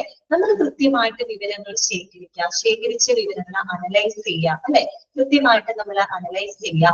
ഇനി ആവശ്യമായ ചില വിവരങ്ങൾ നമ്മൾ എന്ത് ചെയ്യണം, വിതരണം ചെയ്യേണ്ടതായിട്ടുണ്ട് അല്ലെ, വിവരങ്ങൾ നമ്മൾ മറ്റുള്ളവരിലേക്ക് എത്തിക്കണം. പിന്നെ അതിനനുസരിച്ച് റിപ്പോർട്ടുകൾ തയ്യാറാക്കാം, മീറ്റിങ്ങുകൾ നടത്താം. അപ്പൊ അങ്ങനെയുള്ള റോളുകൾ, അത്തരത്തിലുള്ള ഉത്തരവാദിത്തങ്ങളൊക്കെയാണ് ഏതിനകത്ത് വരുന്നത്, ഇൻഫർമേഷണൽ റൂൾസിനകത്ത് വരുന്നത്. ഓക്കെ, അപ്പൊ ഇൻഫർമേഷണൽ റൂൾസിനകത്ത് വരുന്ന പോയിന്റുകൾ എന്തൊക്കെയാണ്? മോണിറ്റർ അല്ലെ, മോണിറ്റർ ചെയ്യാന്ന് വെച്ചാൽ ശരിക്കും മോണിറ്റർ എന്ന് വെച്ചാൽ നിരീക്ഷിക്കുക എന്നുള്ള അർത്ഥമാണ്. ഇവിടെ മോണിറ്റർ എന്ന് ഉദ്ദേശിക്കുന്നത് എന്താണ്, നമ്മൾ വിവരങ്ങൾ ശേഖരിച്ച് അതിനെ കൃത്യമായിട്ട് മോണിറ്റർ ചെയ്ത് അനലൈസ് ചെയ്യാണ് അല്ലെ, അതിനെ അനലൈസ് ചെയ്ത് അതിനെ നമ്മൾ മോണിറ്റർ ചെയ്യുക കേട്ടോ, അതാണ് അവിടെ ഉദ്ദേശിക്കുന്നത് കേട്ടോ. ക്ലിയർ ആയോ? മനസ്സിലായോ? അതായത് വിവരങ്ങൾ നമ്മൾ കൃത്യമായിട്ട് കളക്ട് ചെയ്തിട്ട് നമ്മൾ അതിനെ എന്ത് ചെയ്യുക, അനലൈസ് ചെയ്ത് അതിനൊന്ന് നിരീക്ഷിക്കുക, ഒബ്സർവ് ചെയ്യുക കേട്ടോ, അതാണ് അവിടെ മോണിറ്റർ എന്നതുകൊണ്ട് ഉദ്ദേശിക്കുന്നത്. ഡിസെമിനേറ്റർ, ശരിക്കും ഡിസെമിനേറ്റർ എന്ന് പറഞ്ഞ വാക്കിന്റെ അർത്ഥം വിതരണക്കാരൻ എന്നാണ് കേട്ടോ, വിതരണക്കാരൻ. ഡിസെമിനേറ്റർ എന്ന് പറഞ്ഞ ഇവിടെ നമ്മൾ എന്ത് ചെയ്യണം, വിവരങ്ങളെ നമ്മൾ ഡിസ്ട്രിബ്യൂട്ട് ചെയ്യണം, മറ്റുള്ള ആളുകളിലേക്ക് കൂടെ നമ്മൾ എന്ത് ചെയ്യണം, ഡിസ്ട്രിബ്യൂട്ട് ചെയ്യണം അല്ലെ. മറ്റുള്ള ആളുകൾ എന്ന് പറയുന്ന ഒരു ഹോസ്പിറ്റലിലെ പ്രവർത്തനങ്ങൾക്കായിട്ട് മറ്റുള്ള സ്റ്റാഫുകളുമായിട്ട് നമ്മൾ വിവരങ്ങൾ എന്ത് ചെയ്യണം, പാസ് ചെയ്യണം, അങ്ങോട്ടും ഇങ്ങോട്ടും നമ്മൾ ഡിസ്ട്രിബ്യൂട്ട് ചെയ്യണം. ഓക്കെ, അടുത്തതാണ് എന്ത്, സ്പോക്സ് പേഴ്സൺ. സ്പോക്സ് പേഴ്സൺ എന്ന് പറഞ്ഞു കഴിഞ്ഞാൽ ശരിക്കും എന്താണ്, ഒരു സംഘടനയുടെ ഔദ്യോഗിക പ്രതിനിധിയായിട്ട് പ്രവർത്തിക്കാം. ഓക്കെ, അതിനെയാണ് ഇതെന്ന് പറയുന്നത് സ്പോക്സ് പേഴ്സൺ എന്നതുകൊണ്ട് ഉദ്ദേശിക്കുന്നത് കേട്ടോ. അതായത് അപ്പൊ ഫിഗർ ഹെഡ് അല്ല, ഫിഗർ ഹെഡ് ഇന്റർപേഴ്സണൽ റോളിൽ വരുന്നതാണ്. സ്പോക്സ് പേഴ്സൺ എന്ന് പറഞ്ഞ ഇൻഫർമേഷണൽ റോൾസിൽ വരുന്നതാണ് കേട്ടോ, സ്പോക്സ് പേഴ്സൺ.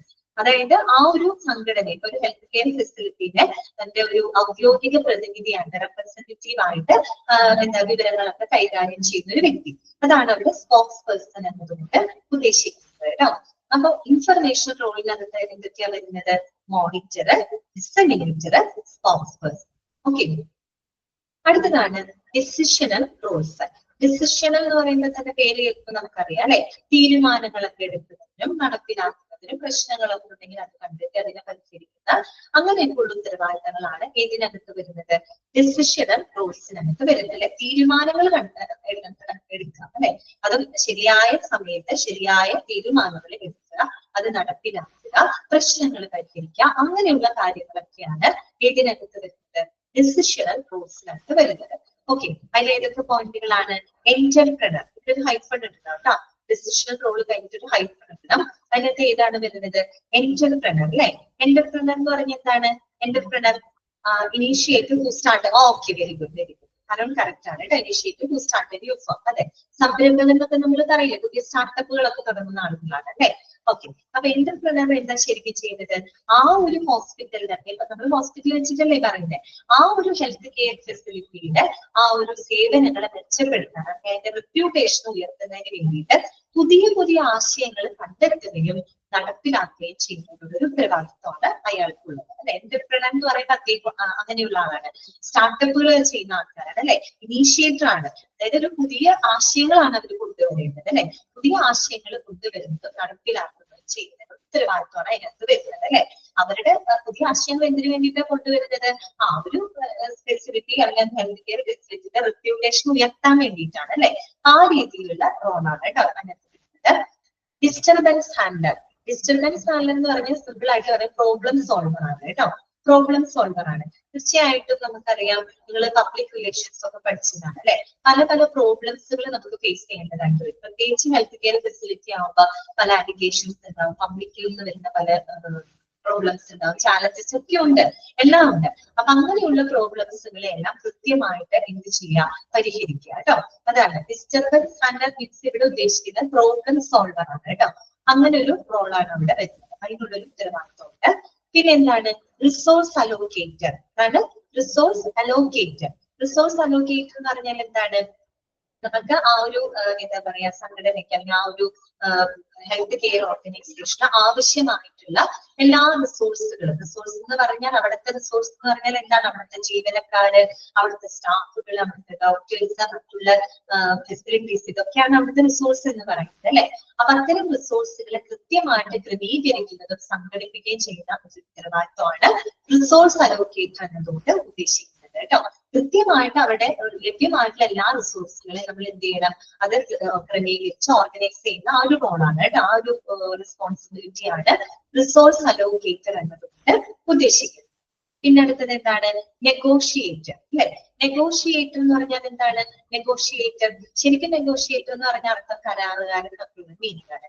ഇവിടെ എന്താ ഉദ്ദേശിക്കുന്നതെന്ന് വെച്ചാല് ആ ഒരു ഹെൽത്ത് കെയർ ഫെസിലിറ്റിയുടെ താല്പര്യങ്ങൾക്ക് മുൻതൂക്കം കൊടുത്തുകൊണ്ട്, അല്ലെങ്കിൽ അതിന് മുൻഗണന കൊടുത്തുകൊണ്ട് മറ്റുള്ള ആളുകളുമായിട്ട് ചർച്ചകൾ നടത്തുകയും ധാരണയിലെത്തുകയും അങ്ങനെയൊക്കെയുള്ള ചെയ്യുന്ന ആ ഒരു ഉത്തരവാദിത്വമാണ് കേട്ടോ നെഗോഷിയേറ്റർ കൊണ്ട് ഉദ്ദേശിക്കുന്നത്. മനസ്സിലായോ? അതായത് ആളുകളുമായിട്ട് നമ്മൾ ധാരണയിലെത്തണം. കാരണം ഇടനിലക്കാരൻ, അതെ, ഇടനിലക്കാരൻ. ഇപ്പൊ നമ്മൾ ഹോസ്പിറ്റൽ സംബന്ധമായിട്ട് അവരുടെ എപ്പോഴും എന്തായിരിക്കണം? ഹോസ്പിറ്റലിന്റെ താല്പര്യങ്ങൾ, അല്ലെങ്കിൽ അവരുടെ ലക്ഷ്യങ്ങള് മുൻഗണന കൊടുക്കുക. അത് അവരുടെ താല്പര്യങ്ങൾ മുൻനിർത്തിക്കൊണ്ട് തന്നെ മറ്റുള്ള ആളുകളുമായിട്ട് ചർച്ച നടത്തി അവരുമായിട്ടൊരു ധാരണയിലെത്തി ഇനി വല്ല അഗ്രിമെന്റോ കാര്യങ്ങളൊക്കെ ചെയ്യുന്നുണ്ടെങ്കിൽ അങ്ങനെയൊക്കെ ചെയ്തൊരു ഉത്തരവാദിത്വമാണ് നെഗോഷിയേറ്റർ കൊണ്ട് ഉദ്ദേശിക്കുന്നത് കേട്ടോ. ഇത്രയും നമ്മൾ പറഞ്ഞത് അഡ്മിനിസ്ട്രേറ്റീവ് റോളുകളാണ്. ഏതൊക്കെ റോളുകളാണ് ഒരു അഡ്മിനിസ്ട്രേഷൻ കൈകാര്യം ചെയ്യുന്നത്? ഇന്റർപേഴ്സണൽ റോൾസ് ഉണ്ട്, ഇൻഫർമേഷണൽ റോൾസ് ഉണ്ട്, ഡിസിഷണൽ റോൾസ് ഉണ്ട്. ഇന്റർപേഴ്സണൽ റോൾസിൽ ഏതൊക്കെയാണ് നമ്മൾ പറഞ്ഞത്? ഫിഗർ ഹെഡ് ഉണ്ട്, ലീഡർ ഉണ്ട്, ലിസോൺ ഉണ്ട് അല്ലെ. അതെല്ലാം മറ്റുള്ളവരുമായിട്ടുള്ള ഇടപെടലുമായിട്ട് ബന്ധപ്പെട്ട കാര്യമാണ്. അതുകൊണ്ടാണ് ഇന്റർപേഴ്സണൽ എന്ന് പറഞ്ഞത് കേട്ടോ. ഇൻഫർമേഷണൽ റോൾസിൽ വരുന്നത് ഏതൊക്കെയാണ്? മോണിറ്റർ, ഡിസമിനേറ്റർ, സ്പോക്സ് പേഴ്സൺ കേട്ടോ. ഓക്കെ, ഡിസിഷണൽ റോൾ എന്ന് പറയുന്നത് എന്താണ്? തീരുമാനങ്ങൾ എടുക്കുക, അത് നടപ്പിലാക്കുക, അതുപോലെ പ്രശ്നങ്ങളൊക്കെ ഉണ്ടെങ്കിൽ അത് പരിഹരിക്കുക. അപ്പൊ ഇന്റർപ്രണർ, disturbance handler, resource allocator, negotiator അങ്ങനെയൊക്കെയുള്ളതാണ് അതിന്റെ കീഴിൽ കേട്ടോ ഡിസിഷണൽ റോൾസിനകത്ത് വരുന്നത്. ക്ലിയർ ആണല്ലോ? ഇനി നമുക്ക് അടുത്തത് വേണ്ടത് സ്കിൽസ് നീഡഡ്. ഏതെല്ലാം സ്കില്ലുകളാണ് ഇനി നമുക്ക് വേണ്ടത് കേട്ടോ? ഒരു ഹോസ്പിറ്റൽ അഡ്മിനിസ്ട്രേഷനിൽ ആവശ്യമായിട്ടുള്ള സ്കില്ലുകൾ, ഒരുപാട് സ്കില്ലുകൾ നമുക്ക് വേണം. ഈ പറയുന്ന സ്കില്ലുകൾ എല്ലാവരിലും ഉണ്ട്, നമ്മൾ എന്ത് ചെയ്താൽ മതി? അത് ഡെവലപ്പ് ചെയ്ത് എടുത്താൽ മതി. ഓക്കെ, അപ്പൊ നോക്കാം എന്തൊക്കെ സ്കില്ലുകളാണ് ആവശ്യമുള്ളത്. ഒന്നാമത് ടെക്നിക്കൽ സ്കിൽസ്, രണ്ടാമത് ഹ്യൂമൻ സ്കിൽസ്, മൂന്നാമത്തത് കൺസെപ്ച്വൽ സ്കിൽസ് കേട്ടോ. ഇനിയുണ്ട് കേട്ടോ, ഒരുപാട് സ്കില്ലുകൾ ഉണ്ട് കേട്ടോ. നിങ്ങൾക്ക് ഇതിപ്പോ നമ്മൾ പഠിക്കുന്ന ചാപ്റ്റർ ഹോസ്പിറ്റൽ അഡ്മിനിസ്ട്രേഷൻ ആണ്. 4th മൊഡ്യൂളില് റെസ്പോൺസിബിലിറ്റീസ് ഓഫ് ഹോസ്പിറ്റൽ അഡ്മിനിസ്ട്രേറ്റർ എന്ന് പറഞ്ഞിട്ടൊരു ചാപ്റ്റർ നിങ്ങൾ പഠിക്കാനുണ്ട്. അതിനകത്ത് കൃത്യമായിട്ട് ഒരു ഹോസ്പിറ്റൽ അഡ്മിനിസ്ട്രേറ്റർക്ക് വേണ്ട സ്കില്ലുകളെ പറ്റി ഹോസ്പിറ്റൽ അഡ്മിനിസ്ട്രേറ്റർ മാത്രമല്ലാണ്ടോ ഒരു അഞ്ചോ ഒരു ആറ് അഡ്മിനിസ്ട്രേറ്റീവ് റോളുകൾ കൈകാര്യം ചെയ്യുന്ന സ്കില്ലുകളെ പറ്റി ഇതിനകത്ത് പറയുന്നുണ്ട് കേട്ടോ. അപ്പൊ അതിൽ ചിലത് മാത്രമാണ് ഇവിടെ പറയുന്നത്. ഓക്കെ, ഡീറ്റെയിൽ ആയിട്ട് അവിടെ പഠിക്കുന്നുണ്ട് കേട്ടോ. അപ്പൊ നോക്കാം, ടെക്നിക്കൽ സ്കില്ല്, സാങ്കേതികമായിട്ടുള്ള കഴിവുകൾ. ഇന്നത്തെ കാലത്ത് ടെക്നിക്കൽ സ്കിൽ എന്ന് പറയുന്നത് വളരെ ഇമ്പോർട്ടന്റ് ആയിട്ട് വേണ്ട ഒരു കാര്യമാണ്. കാര്യം അങ്ങനെ ഒരു കാലഘട്ടത്തിലാണ് നമ്മൾ എല്ലാവരും ജീവിക്കുന്നത്. ഓക്കെ, അപ്പോ ടെക്നിക്കൽ സ്കിൽ എന്ന് പറഞ്ഞാൽ എന്താണ്? Knowledge and expertise in A specific field അല്ലെ. ഒരു സ്പെസിഫിക് ഫീൽഡിൽ, ഒരു പ്രത്യേക മേഖലയിലോ ഒരു പ്രത്യേക പ്രവർത്തനത്തിലോ പ്രത്യേക ജോലിയിലോ വേണ്ട അറിവും അതുപോലെ തന്നെ ആ ഒരു സ്കില്ല്, എക്സ്പെർട്ടൈസ്, ആ ഒരു വൈദഗ്ധ്യമാണ് ഉദ്ദേശിക്കുന്നത് കേട്ടോ. ടെക്നിക്കൽ സ്കിൽ പ്രത്യേകിച്ച് ഇപ്പൊ കമ്പ്യൂട്ടർ, ഡിജിറ്റൽ മാർക്കറ്റിംഗ്, അല്ലെങ്കിൽ നമുക്ക് പ്രോഗ്രാമിംഗ്, അങ്ങനെ ജാവ, അങ്ങനെയൊക്കെയുള്ള ഓരോ എന്താ പറയുക, അതൊക്കെ ടെക്നിക്കൽ സ്കില്ലുകളാണ്. പ്രത്യേകിച്ച് നമ്മുടെ ഹോസ്പിറ്റലിലൊക്കെ വർക്ക് ചെയ്യുന്ന ടെക്നിക്കൽ സ്റ്റാഫുകൾ, അല്ലെങ്കിൽ ലാബിൽ വർക്ക് ചെയ്യുന്ന, റേഡിയോളജി ഡിപ്പാർട്ട്മെന്റിൽ വർക്ക് ചെയ്യുന്ന അങ്ങനെയുള്ള സ്റ്റാഫുകൾക്കൊക്കെ ഏറ്റവും കൂടുതലായിട്ട് വേണ്ട ഒരു സ്കില്ലാണ് ടെക്നിക്കൽ സ്കിൽ എന്ന് പറയുന്നത് അല്ലെ. അതൊരു അഡ്മിനിസ്ട്രേഷനും ആവശ്യമായിട്ടുള്ള സ്കില്ലാണ് കേട്ടോ, ടെക്നിക്കൽ സ്കിൽ. ഓക്കെ, പിന്നെ അടുത്തത് എന്താണ്? ഹ്യൂമൻ സ്കിൽസ് അല്ലെ. അതായത് ഒരു മാനുഷികമായിട്ടുള്ള കഴിവുകൾ എന്ന് പറഞ്ഞാൽ നമ്മൾ നേരത്തെ ഇന്റർപേഴ്സണൽ റോൾ എന്ന് പറഞ്ഞില്ലേ, അതേ സെയിം കാര്യം തന്നെ കേട്ടോ. ഹ്യൂമൻ സ്കിൽസ് എന്ന് പറഞ്ഞാൽ എന്താണ്? The potential to work well with other people, മറ്റുള്ളവരുമായിട്ട് നല്ല രീതിയിൽ പ്രവർത്തിക്കാനുള്ള ഒരു കഴിവ്. അത് ശരിക്കും ഒരു സ്കില്ല് തന്നെയാണ് അല്ലെ. മറ്റുള്ള ആളുകളുമായിട്ട് സഹകരിച്ച് നല്ല രീതിയിൽ പ്രവർത്തിക്കണം, എന്നാൽ മാത്രമേ നമുക്കത് നല്ല രീതിയിൽ മുന്നോട്ട് കൊണ്ടുപോകാനായിട്ട് പറ്റുള്ളൂ. ആരുമായിട്ടും സഹകരിക്കാതെ കോപ്പറേറ്റ് ചെയ്യാതെ മാറി നിൽക്കുന്ന ആളുകളെ സംബന്ധിച്ച് അവിടെ ഒരിക്കലും അത് എന്താണ്, ബുദ്ധിമുട്ടായിരിക്കും. സോ അതൊരു സ്കില്ല് തന്നെയാണ് കേട്ടോ. ഹ്യൂമൻ സ്കിൽ എന്ന് പറഞ്ഞാൽ നേരത്തെ പറഞ്ഞ ഇന്റർപേഴ്സണൽ, അത് തന്നെയാണ് അവിടെ ഉദ്ദേശിക്കുന്നത് കേട്ടോ. The potential to work well with other people, മറ്റുള്ളവരുമായിട്ട് സഹകരിച്ച് പ്രവർത്തിക്കുന്നതിനുള്ള ഒരു കഴിവ് ഉണ്ടായിരിക്കണം. പിന്നെന്താണ്? കൺസെപ്ച്വൽ സ്കിൽസ് അല്ലെ. എന്താണ് കൺസെപ്ച്വൽ സ്കിൽസ്? അതായത് ആശയപരമായിട്ടുള്ള കഴിവുകളാണ്. ആശയപരമായിട്ടുള്ള കഴിവുകൾ എന്ന് പറഞ്ഞാല് capacity to think and justify about abstract and complex situations which concerns the organisation അല്ലെ. അതായത് ആ ഒരു ഓർഗനൈസേഷൻ, നമ്മുടെ ഹെൽത്ത് കെയർ ആണ്, ആ ഒരു ഹെൽത്ത് കെയറുമായിട്ട് ബന്ധപ്പെട്ട, അങ്ങനെ ഹോസ്പിറ്റലുമായിട്ട് ബന്ധപ്പെട്ട ചില സങ്കീർണമായിട്ടുള്ള പ്രശ്നങ്ങൾ തിരിച്ചറിയാനും മനസ്സിലാക്കാനും പരിഹരിക്കുന്നതിനുള്ള ഒരു കഴിവ്. അതാണ് ആശയപരമായിട്ടുള്ള കഴിവുകളാണ്. എന്ന് വെച്ചാൽ നമുക്ക് അവിടെ വേണ്ടത് ക്രിട്ടിക്കൽ തിങ്കിങ് ആണ്. വിമർശനാത്മകമായിട്ട് ചിന്തിക്കണം, ക്രിയേറ്റീവ് ആയിട്ട് ചിന്തിക്കണം, അങ്ങനെയൊക്കെയുള്ള ഒരു കഴിവുകൾ ഉണ്ടായിരിക്കണം. ഇപ്പൊ നിങ്ങളോട് അതാണ് ഇവിടെ പറഞ്ഞത്, capacity to think and justify about abstract and complex situations. Abstract എന്ന് വെച്ചാൽ ശരിക്കും നമുക്ക് അമൂർത്തമായതെന്നുള്ള അർത്ഥമാണ്. എന്ന് വെച്ചാൽ നമുക്ക് പെട്ടെന്ന് ആൻസർ കണ്ടെത്താൻ പറ്റുന്ന കാര്യങ്ങളല്ല, കുറച്ച് നമ്മൾ എന്താണ് തിങ്ക് ചെയ്യണം. എന്ന് വെച്ചാൽ നമ്മൾ കുറെ ക്രിയേറ്റീവ് ആയിട്ട് ക്രിട്ടിക്കൽ ആയിട്ടൊക്കെ തിങ്ക് ചെയ്യുമ്പോഴാണ് നമുക്ക് ചില ആശയങ്ങൾ നമുക്ക് കിട്ടുള്ളൂ. അപ്പൊ ഞാൻ ഈ ക്ലാസ് തുടങ്ങിയിട്ട് നിങ്ങളോട് ഞാൻ ചോദിച്ചു, ഹോസ്പിറ്റൽ അഡ്മിനിസ്ട്രേഷൻ എന്ന് പറഞ്ഞാൽ എന്താണ്? നിങ്ങളുടെ ആശയങ്ങൾ പറയാൻ പറഞ്ഞു. ഒരുപാട് ആശയങ്ങൾ നിങ്ങൾ പറഞ്ഞു അല്ലെ. അത് നിങ്ങളുടെ കൺസെപ്ച്വൽ സ്കിൽ ഉള്ളത് കൊണ്ടാണ് നിങ്ങൾക്ക് അങ്ങനെ പറയാൻ സാധിക്കുന്നത് അല്ലെ. ആശയപരമായിട്ടുള്ള കഴിവുകളാണ്. അപ്പൊ നിങ്ങൾ പല രീതിയിലും ചിന്തിക്കുന്നുണ്ട്. എന്താണ് ഹോസ്പിറ്റൽ അഡ്മിനിസ്ട്രേഷൻ എന്ന് ചോദിച്ചാൽ നമുക്ക് കറക്റ്റ് ഒരു ആൻസർ പറയാൻ വേണ്ടി പലർക്കും പല ആശയങ്ങളായിരിക്കും അല്ലെ. ഇപ്പോ ഒരു എക്സാമ്പിൾ ഇപ്പൊ നിങ്ങളോട് ചോദിക്കുകയാണ്, ഇപ്പൊ ഒരു ഹോസ്പിറ്റലിലെ സേവനങ്ങൾ ഏറ്റവും നല്ല രീതിയിൽ, അതായത് ഏറ്റവും ഫലപ്രദമായിട്ട് പേഷ്യൻസിന് സേവനങ്ങൾ കൊടുക്കാനായിട്ടുള്ള മികച്ച മാർഗങ്ങൾ എന്തൊക്കെയാണ് അല്ലെ. അല്ലെങ്കിൽ ഒരു ഹോസ്പിറ്റലിന്റെ ആ ഒരു റെപ്യൂട്ടേഷൻ വർദ്ധിപ്പിക്കുന്നതിനായിട്ടുള്ള മികച്ച അല്ലെങ്കിൽ ഫലപ്രദമായിട്ടുള്ള മാർഗങ്ങൾ എന്തൊക്കെയാണ് എന്ന് ഞാൻ ചോദിക്കുന്നത് നിങ്ങളോട് ഒരു അബ്സ്ട്രാക്ട് ആയിട്ടുള്ള ഒരു ക്വസ്റ്റ്യൻ ആണ് ഞാൻ ചോദിച്ചത് അല്ലെ. അതായത് ഒരു കൃത്യമായുള്ള ഒരു ആൻസർ നമുക്ക് പെട്ടെന്ന് പറയാൻ പറ്റും, പക്ഷെ നിങ്ങൾ അവിടെ കൺസെപ്റ്റീവ് സ്കിൽസ് നമ്മൾ ഉപയോഗിക്കണം. അല്ലെങ്കിൽ നിങ്ങളോട് ചോദിക്കുകയാണെങ്കിൽ സ്കൂളിലെ കുട്ടികളുടെ പഠന നിലവാരം ഉയർത്താനായിട്ട് നിങ്ങൾക്ക് എന്തൊക്കെ മാർഗങ്ങൾ നിർദ്ദേശിക്കാൻ സാധിക്കും? അതൊരു അബ്സ്ട്രാക്ട് ക്വസ്റ്റ്യൻ ആണ് ഞാൻ ചോദിച്ചത്. അബ്സ്ട്രാക്ട് തിങ്കിങ് ആണ് അവിടെ വേണ്ടത് അല്ലെ. ആശയപരമായിട്ടുള്ള കഴിവുകളാണ് അവിടെ വേണ്ടത്, നിങ്ങളുടെ ചിന്തകളാണ് അവിടെ വേണ്ടത്. അത് ഓരോരുത്തർക്കും വ്യത്യാസമുണ്ട് അല്ലെ. അതാണ് അവിടെ പറഞ്ഞത്, capacity to think and justify about abstract and complex situations which concerns the organisation. ആ ഓർഗനൈസേഷനുമായിട്ട് ബന്ധപ്പെട്ട് വരുന്ന ചില പ്രശ്നങ്ങൾ വരും, സങ്കീർണമായിട്ടുള്ള പ്രശ്നങ്ങൾ വരും. അതിനെപ്പറ്റി ചിന്തിക്കാനും മനസ്സിലാക്കാനും പരിഹരിക്കുന്നതിനുള്ള ഒരു കഴിവാണ് അവിടെ ഉദ്ദേശിക്കുന്നത്. അതാണ് ആശയപരമായിട്ടുള്ള കഴിവുകൾ. ഓക്കെ, അപ്പൊ ഏതൊക്കെ സ്കില്ലുകളാണ് പ്രധാനമായിട്ട് പഠിച്ചു വെക്കുക? ടെക്നിക്കൽ സ്കില്ലുകൾ, അതുപോലെ തന്നെ human skills, conceptual skills. Okay, അടുത്തതാണ് ഹോസ്പിറ്റൽ അഡ്മിനിസ്ട്രേഷൻ. ഹോസ്പിറ്റൽ അഡ്മിനിസ്ട്രേഷൻ നമ്മളൊക്കെ പഠിക്കുന്ന ഒരു കോഴ്സാണ് അല്ലെ. ജനറൽ ആയിട്ടുള്ള കാര്യങ്ങളാണ് കേട്ടോ അവിടെ പറയുന്നത്. ജസ്റ്റ് ഒന്ന് വായിക്കാവുന്നതല്ലോ. Hospital administration is all about running the department in a smooth manner അല്ലെ. അതായത് അവിടുത്തെ കാര്യങ്ങൾ ആ ഒരു ഡിപ്പാർട്ട്മെന്റിലെ പ്രവർത്തനങ്ങളെല്ലാം സുഗമമായിട്ട് നടത്തുക എന്നതാണ് ഹോസ്പിറ്റൽ അഡ്മിനിസ്ട്രേഷൻ എന്നതുകൊണ്ട് ഉദ്ദേശിക്കുന്നത് അല്ലെ. Okay, although some roles may involve direct patient care, many hospital administrators maintain little to no patient contact. ഇവിടെ ഫുൾ സ്റ്റോപ്പ് വേണം കേട്ടോ. ഇതൊക്കെ നമ്മൾ തുടക്കം പറഞ്ഞ കാര്യങ്ങളാണ്. അഡ്മിനിസ്ട്രേറ്റർമാരുടെ role and duties and responsibility എന്ന് പറഞ്ഞാൽ അത് വ്യത്യാസം ഉണ്ടായിരിക്കും അല്ലെ. ഇപ്പൊ ചില റോളുകൾ, ചില അഡ്മിനിസ്ട്രേറ്റർമാർ എന്ന് പറഞ്ഞാൽ നേരിട്ട് രോഗി പരിചരണവുമായിട്ട് ബന്ധപ്പെടുന്ന അഡ്മിനിസ്ട്രേറ്റർമാരുണ്ട്. എന്നുവെച്ചാൽ നേരിട്ട് രോഗികളുമായിട്ട് എന്താണ് ഡീൽ ചെയ്യേണ്ടി വരുന്ന, അതിന്റെ സമ്പർക്കം പുലർത്തേണ്ടി വരുന്ന അത്തരത്തിലുള്ള റെസ്പോൺസിബിലിറ്റീസ് ഉള്ള അഡ്മിനിസ്ട്രേറ്റർമാരുണ്ട്. ഇനി many hospital administrators maintain little to no patient contact. മറ്റു ചിലർക്ക് എന്താണ് പേഷ്യൻസുമായിട്ട് കോൺടാക്ട് വരുന്നില്ല അല്ലെ, രോഗികളുമായിട്ട് സമ്പർക്കവും വരുന്നില്ല. അങ്ങനെ പല രീതിയിലാണ് അവരുടെ ഡ്യൂട്ടീസ് ആൻഡ് റെസ്പോൺസിബിലിറ്റീസ് വരുന്നത് കേട്ടോ. They may have a variety of responsibilities like managing finances, ensuring the department meets regulatory needs, and hiring high quality staff. Okay, ഒരു സ്റ്റോപ്പ് ആണ് കേട്ടോ. അവരെ സംബന്ധിച്ച് അവർക്ക് പല റെസ്പോൺസിബിലിറ്റീസ് ചെയ്യേണ്ടതായിട്ട് വരും അല്ലെ. ഇപ്പൊ മാനേജിങ് ഫിനാൻസസ്, ചിലപ്പോൾ സാമ്പത്തികമായിട്ടുള്ള കാര്യങ്ങൾ കൈകാര്യം ചെയ്യേണ്ടതായിട്ട് വരും.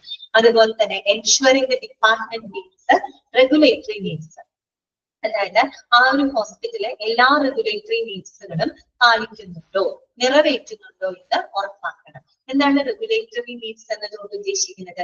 ഒരു ഹോസ്പിറ്റൽ ആണെങ്കിൽ ആ ഒരു ഹോസ്പിറ്റല് പേഷ്യന്റിന്റെ സേഫ്റ്റിയും സെക്യൂരിറ്റിയും ഒക്കെ കൃത്യമായിട്ട് പാലിക്കുന്നുണ്ടോ, ക്വാളിറ്റി കെയർ ഒക്കെ പേഷ്യൻസിന് കൊടുക്കുന്നുണ്ടോ, എല്ലാവിധ ആരോഗ്യ നയങ്ങളും അവിടെ അവർ ഫോളോ ചെയ്യുന്നുണ്ടോ, പരിപാലിക്കുന്നുണ്ടോ, അതൊക്കെ ഒരു റെഗുലേറ്ററി നീഡ്സ് ആണ് അല്ലെ. ആ ഒരു റെഗുലേറ്ററി നീഡ്സ് പാലിച്ചുകൊണ്ടായിരിക്കണം ഓരോ ഹോസ്പിറ്റലുകളും പ്രവർത്തിക്കേണ്ടത്, അല്ലെങ്കിൽ ഓരോ ഡിപ്പാർട്ട്മെന്റുകളും പ്രവർത്തിക്കേണ്ടത്. അങ്ങനെ ഉണ്ടോ എന്നുള്ളത് ഉറപ്പാക്കണം. അതുപോലെ തന്നെ ഹയറിംഗ് ഹൈ ക്വാളിറ്റി സ്റ്റാഫ് അല്ലെ, അതായത് ഏറ്റവും ക്വാളിറ്റി ഉള്ള സ്റ്റാഫുകളെ തെരഞ്ഞെടുക്കുക. അങ്ങനെ പല റോളുകൾ അവർക്ക്, അത്തരത്തിലുള്ള പല റെസ്പോൺസിബിലിറ്റീസും അഡ്മിനിസ്ട്രേറ്റർമാർക്ക് വരും. ഓക്കെ, നോക്കാം.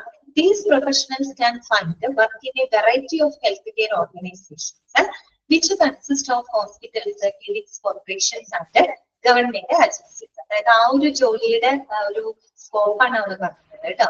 അതായത് ഈ പറയുന്ന ഹോസ്പിറ്റലുകള്, ക്ലിനിക്കുകള്, ഗവൺമെന്റ് ഏജൻസികളിലൊക്കെ ഈ പറയുന്ന പ്രൊഫഷണലുകൾക്ക് എന്ത് ചെയ്യാം, ജോലി ലഭിക്കാം എന്നാണ് പറയുന്നത്. പക്ഷെ അത്രയും ജോലി സാധ്യതയുള്ള ഒരു പ്രൊഫഷൻ ആണെന്നാണ് അവിടെ പറയുന്നത് കേട്ടോ. Okay, clear. ഇനി നോക്കുക കേട്ടോ. Hospital administrators coordinator all departments within a healthcare facility to make sure that they function as a whole. അല്ലെ, അതായത് ഒരു ഹോസ്പിറ്റൽ അഡ്മിനിസ്ട്രേറ്റർമാർ എന്ത് ചെയ്യുന്നുണ്ട്, അവിടുത്തെ എല്ലാ ഡിപ്പാർട്ട്മെന്റുകളെയും കോർഡിനേറ്റ് ചെയ്യുന്നുണ്ട്.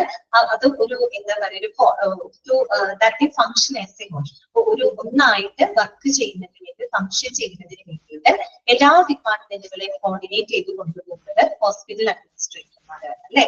ഓക്കെ, അതൊക്കെ നമുക്ക് അറിയാവുന്ന കാര്യമാണ്.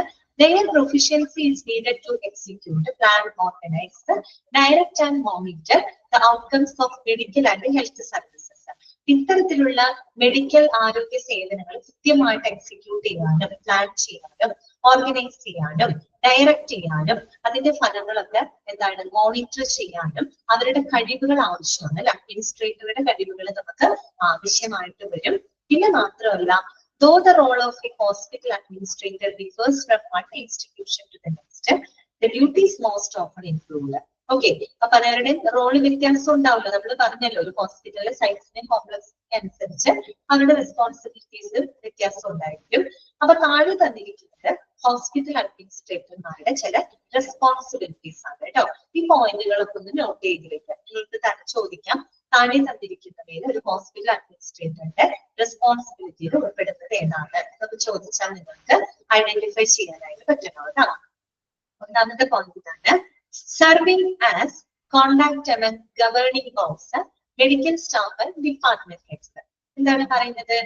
ഈ പറയുന്ന ഹോസ്പിറ്റലിലെ ഗവേണിംഗ് ബോഡ്സ് അല്ലെ. ഗവേണിംഗ് ബോഡ്സ് എന്ന് പറഞ്ഞു കഴിഞ്ഞാൽ എന്താണ്, ബോർഡ് ഓഫ് ഡയറക്ടേഴ്സ് ഒക്കെ ഉണ്ടാവും അല്ലെ. സിഇഒ, ചീഫ് എക്സിക്യൂട്ടീവ് ഓഫീസർമാര്, അതുപോലെ തന്നെ ചീഫ് ഓപ്പറേറ്റിംഗ് ഓഫീസർമാര്, ചീഫ് ഫിനാൻഷ്യൽ ഓഫീസേഴ്സ്, അങ്ങനെയൊക്കെയുള്ള ഓപ്പറേറ്റർമാര് അല്ലെ. ഏറ്റവും ആ ഒരു എന്താ പറയാ ബോർഡ് ഓഫ് ഡയറക്ടേഴ്സിലൊക്കെ പ്രവർത്തിക്കുന്ന ആളുകള്. അതുപോലെ മെഡിക്കൽ സ്റ്റാഫുകള്, വിവിധ ഡിപ്പാർട്ട്മെന്റ് ഹെഡുകളൊക്കെ ആയിട്ട് സമ്പർക്കം പുലർത്തുക, അല്ല അവരായിട്ടൊക്കെ ഒരു ഇടപഴകുക എന്നുള്ളത് ആരുടെ റെസ്പോൺസിബിലിറ്റി ആണ്? അഡ്മിനിസ്ട്രേറ്ററിന്റെ റെസ്പോൺസിബിലിറ്റി ആണ് കേട്ടോ. Okay, serving as contact among governing boards, medical staff and department heads. Okay, രണ്ടാമത്തെ എന്താണ്? Recruiting, hiring and assessing nurses, doctors and assistant administrators. ഇതൊക്കെ നമ്മൾ നേരത്തെ പറഞ്ഞ പോയിന്റുകളാണ് കേട്ടോ. ഡോക്ടർമാര്, നഴ്സുമാര്, അസിസ്റ്റന്റ് അഡ്മിനിസ്ട്രേറ്റർമാര്, അവരെയൊക്കെ തെരഞ്ഞെടുക്കുക, അവരെ നിയമിക്കുക, അവരെ അസസ് ചെയ്യുക അല്ലെ, അവരുടെ പെർഫോമൻസിനെയൊക്കെ കൃത്യമായിട്ട് വിലയിരുത്തുക, അതൊക്കെ ഇവരുടെ റെസ്പോൺസിബിലിറ്റിയിൽ വരുന്നതാണ് കേട്ടോ. ഓക്കെ, പിന്നെന്താണ്? Organising, directing, controlling and coordinating services as directed by the hospital board. അല്ലെ, അതായത് ഹോസ്പിറ്റൽ ബോർഡ് എന്ന് വെച്ചാൽ ഹോസ്പിറ്റലിന്റെ ബോർഡ് ഓഫ് ഡയറക്ടേഴ്സ് അവരുടെ നിർദ്ദേശങ്ങൾക്കനുസരിച്ച് അവിടുത്തെ വിവിധ സേവനങ്ങളെ ഓർഗനൈസ് ചെയ്യുക, വിവിധ സേവനങ്ങളെ ക്രമീകരിക്കുക, അതിനെ ഡയറക്ട് ചെയ്യുക, അതിനെ കൺട്രോൾ ചെയ്യുക, അങ്ങനെയുള്ള റോളുകൾ, അത്തരത്തിലുള്ള റെസ്പോൺസിബിലിറ്റീസും ആർക്കുണ്ട്? അഡ്മിനിസ്ട്രേറ്റർമാർക്ക് ഉണ്ട്. ഓക്കെ, ക്ലിയർ ആണല്ലോ. പിന്നെയോ supervising the creation and implementation of programs and policies for patient services, quality assurance, public relations outreach and departmental activities. അല്ലെങ്കിൽ പറയുന്ന എന്താണ്? പേഷ്യൻസിനായിട്ടുള്ള സേവനങ്ങള്, രോഗികൾക്കായിട്ടുള്ള സേവനങ്ങൾ വെറുതെ കൊടുത്താൽ മതിയോ? പോരാ. ആ സേവനങ്ങൾ എന്തുറപ്പ് വരുത്തണം? ക്വാളിറ്റി അഷ്വർ ചെയ്യുന്നത് അല്ലെ, ഏറ്റവും കൂടുതൽ നിലവാരമുള്ള സേവനങ്ങൾ കൊടുക്കണം. അതുപോലെ തന്നെ പബ്ലിക് റിലേഷൻസ് ഔട്ട്റീച്ച് അല്ലെ, പബ്ലിക്കിലേക്ക് അല്ലെ, ഈ പറയുന്ന ഹോസ്പിറ്റലിന്റെ സേവനങ്ങള് പബ്ലിക്കിലേക്ക് എത്തിക്കണം അല്ലെ, അവരിലേക്ക് എത്തിക്കണം. ആൻഡ് ഡിപ്പാർട്ട്മെന്റൽ ആക്ടിവിറ്റീസ് അല്ലെ, വിവിധ ഡിപ്പാർട്ട്മെന്റൽ പ്രവർത്തനങ്ങള്, അവയ്ക്കൊക്കെ ആയിട്ടുള്ള പോളിസികൾ, അവയ്ക്കായിട്ടുള്ള പ്രോഗ്രാമുകൾ, പരിപാടികൾ, പോളിസികളൊക്കെ കൃത്യമായിട്ട് ഡെവലപ്പ് ചെയ്ത് ക്രിയേറ്റ് ചെയ്ത് നടപ്പിലാക്കുക, അതിനു വേണ്ട മേൽനോട്ടം നിർത്തുക, അതൊക്കെ ആർക്ക് ഉത്തരവാദിത്വമാണ്? ഒരു അഡ്മിനിസ്ട്രേറ്ററുടെ ഉത്തരവാദിത്വമാണ്. പിന്നെന്താണ് പറഞ്ഞത്? Advancing and expanding the programmes and services for scientific research and preventive medicine research hospitals അല്ലെ. അതോടൊപ്പം തന്നെ എന്താണ്? സയന്റിഫിക് റിസർച്ച് അല്ലെ, ശാസ്ത്രീയ ഗവേഷണങ്ങൾക്ക്, പ്രിവെന്റീവ് മെഡിസിൻസ് അല്ലെ, പ്രതിരോധ നടപടികൾ. ഇപ്പൊ നമുക്കറിയാം വാക്സിൻസ് കൊടുക്കുന്നുണ്ട്, പിന്നെ നമ്മൾ ചില ന്യൂട്രീഷൻ പ്രോഗ്രാമുകൾ കണ്ടക്ട് ചെയ്യാറുണ്ട്, വ്യായാമ ഉപദേശങ്ങൾ കൊടുക്കാറുണ്ട്. അതൊക്കെ എന്താണ്? പ്രിവെന്റീവ് മെഡിസിൻസ് ആണ് അല്ലെ. അതായത് നമ്മളെപ്പോഴും ഒരു മെച്ചപ്പെട്ട ആരോഗ്യം നിലനിർത്താൻ പ്രോത്സാഹിപ്പിക്കുന്നതിന് വേണ്ടിയിട്ട് നമ്മൾ കൊടുക്കുന്ന ചില പ്രോഗ്രാമുകളാണ് അല്ലെ. ഇപ്പൊ വാക്സിൻ കൊടുക്കുന്നതും, ന്യൂട്രീഷൻ പ്രോഗ്രാമുകൾ കണ്ടക്ട് ചെയ്യുന്നതും, വ്യായാമ ഉപദേശങ്ങൾ കൊടുക്കുന്നതും ഒക്കെ എന്താണ്? പ്രിവെന്റീവ് മെഷേഴ്സ് ആണ്, പ്രിവെന്റീവ് മെഡിസിൻസ് ആണ് അല്ലെ. അപ്പൊ അങ്ങനെയുള്ള കാര്യങ്ങൾ, അതുപോലെ സയന്റിഫിക് റിസർച്ച്, നമ്മൾ എന്തിനാണ് ഇങ്ങനെ ഗവേഷണങ്ങൾ നടത്തുന്നത്? ഈ ഗവേഷണങ്ങളിലൂടെയാണ് നമുക്ക് പല കാര്യങ്ങളും, അതിൽ നിന്ന് കിട്ടുന്ന ഫീഡ്ബാക്ക് അനുസരിച്ചിട്ടാണ് നമുക്ക് ഹോസ്പിറ്റലിലെ സേവനങ്ങൾ മെച്ചപ്പെടുത്തുന്നതിനുള്ള മാർഗങ്ങളൊക്കെ നമുക്ക് കണ്ടെത്താനായിട്ട് സാധിക്കുള്ളൂ. എന്നും ഒരേ രീതിയിൽ പോയിക്കൊണ്ടിരുന്ന കാര്യമില്ലല്ലോ. ഇടയ്ക്ക് റിസർച്ച് ട്രയൽസ് ഒക്കെ നടത്തുമ്പോഴാണ് അവിടുത്തെ കാര്യങ്ങളിൽ എന്തൊക്കെ ഇമ്പ്രൂവ് ചെയ്യണം, എന്തൊക്കെ നടപ്പിലാക്കിയിട്ടുള്ള കാര്യങ്ങൾ എന്തെങ്കിലും പോരായ്മകളുണ്ടോ, അങ്ങനെയുള്ളതൊക്കെ നമുക്ക് മനസ്സിലാക്കി ഇടയ്ക്കിടയ്ക്ക് റിസർച്ച് ട്രയൽസ് ഒക്കെ നടത്തണം അല്ലെ. അപ്പൊ അത്തരം കാര്യങ്ങൾക്കൊക്കെ ആയിട്ടുള്ള പ്രോഗ്രാമുകള് അതുപോലെ തന്നെ കണ്ടക്ട് ചെയ്യാം കേട്ടോ. അങ്ങനെയുള്ള പ്രോഗ്രാമുകളൊക്കെ കണ്ടക്ട് ചെയ്യാന്നുള്ളതും അഡ്മിനിസ്ട്രേറ്ററുടെ റെസ്പോൺസിബിലിറ്റി ആണ് കേട്ടോ. ഒരു മിനിറ്റ് കോൾ വരുന്നത്.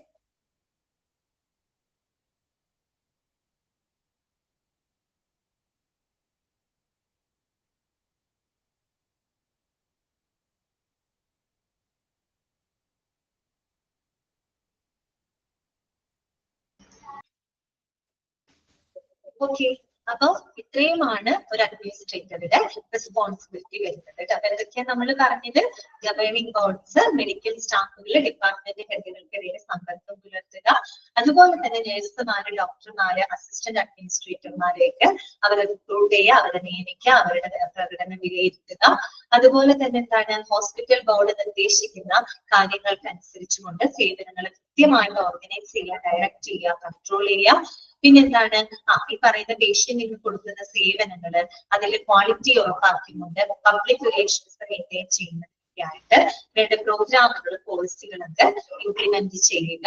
പിന്നെ എന്താണ് ഈ പറയുന്ന സയന്റിഫിക് റിസർച്ചിനായിട്ടും പ്രിവെന്റീവ് മെഡിസിൻ അത്തരത്തിലുള്ള പ്രോഗ്രാമുകളൊക്കെ എന്താണ് കണ്ടക്ട് ചെയ്യുക അല്ലെ. അങ്ങനെയുള്ള പ്രോഗ്രാമുകളൊക്കെ മുന്നോട്ട് കൊണ്ടുവരിക, അതിന് വേണ്ട മേൽനോട്ടം വഹിക്കുക. ഇതൊക്കെ ഒരു അഡ്മിനിസ്ട്രേറ്ററുടെ റെസ്പോൺസിബിലിറ്റിയാണ് കേട്ടോ.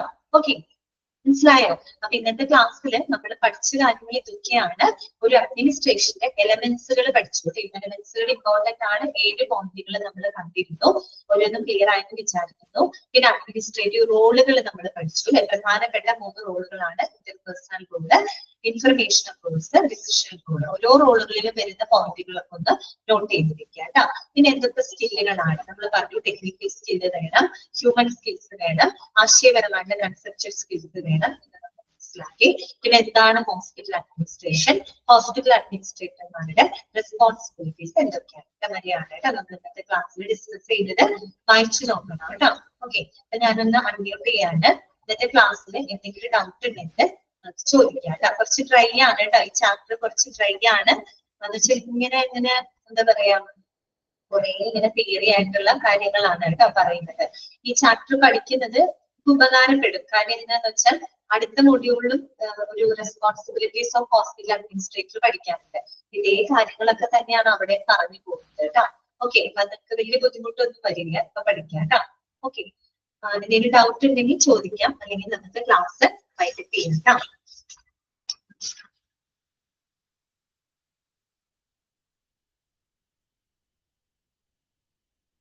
പിന്നെ പരമാവധി 3rd ഉം 4th മൊഡ്യൂളൊക്കെ ചാപ്റ്റേഴ്സുകൾ കുറച്ച് ലെങ്തിയാണ്, പഠിക്കാൻ കുറച്ച് ബുദ്ധിമുട്ടുണ്ട്.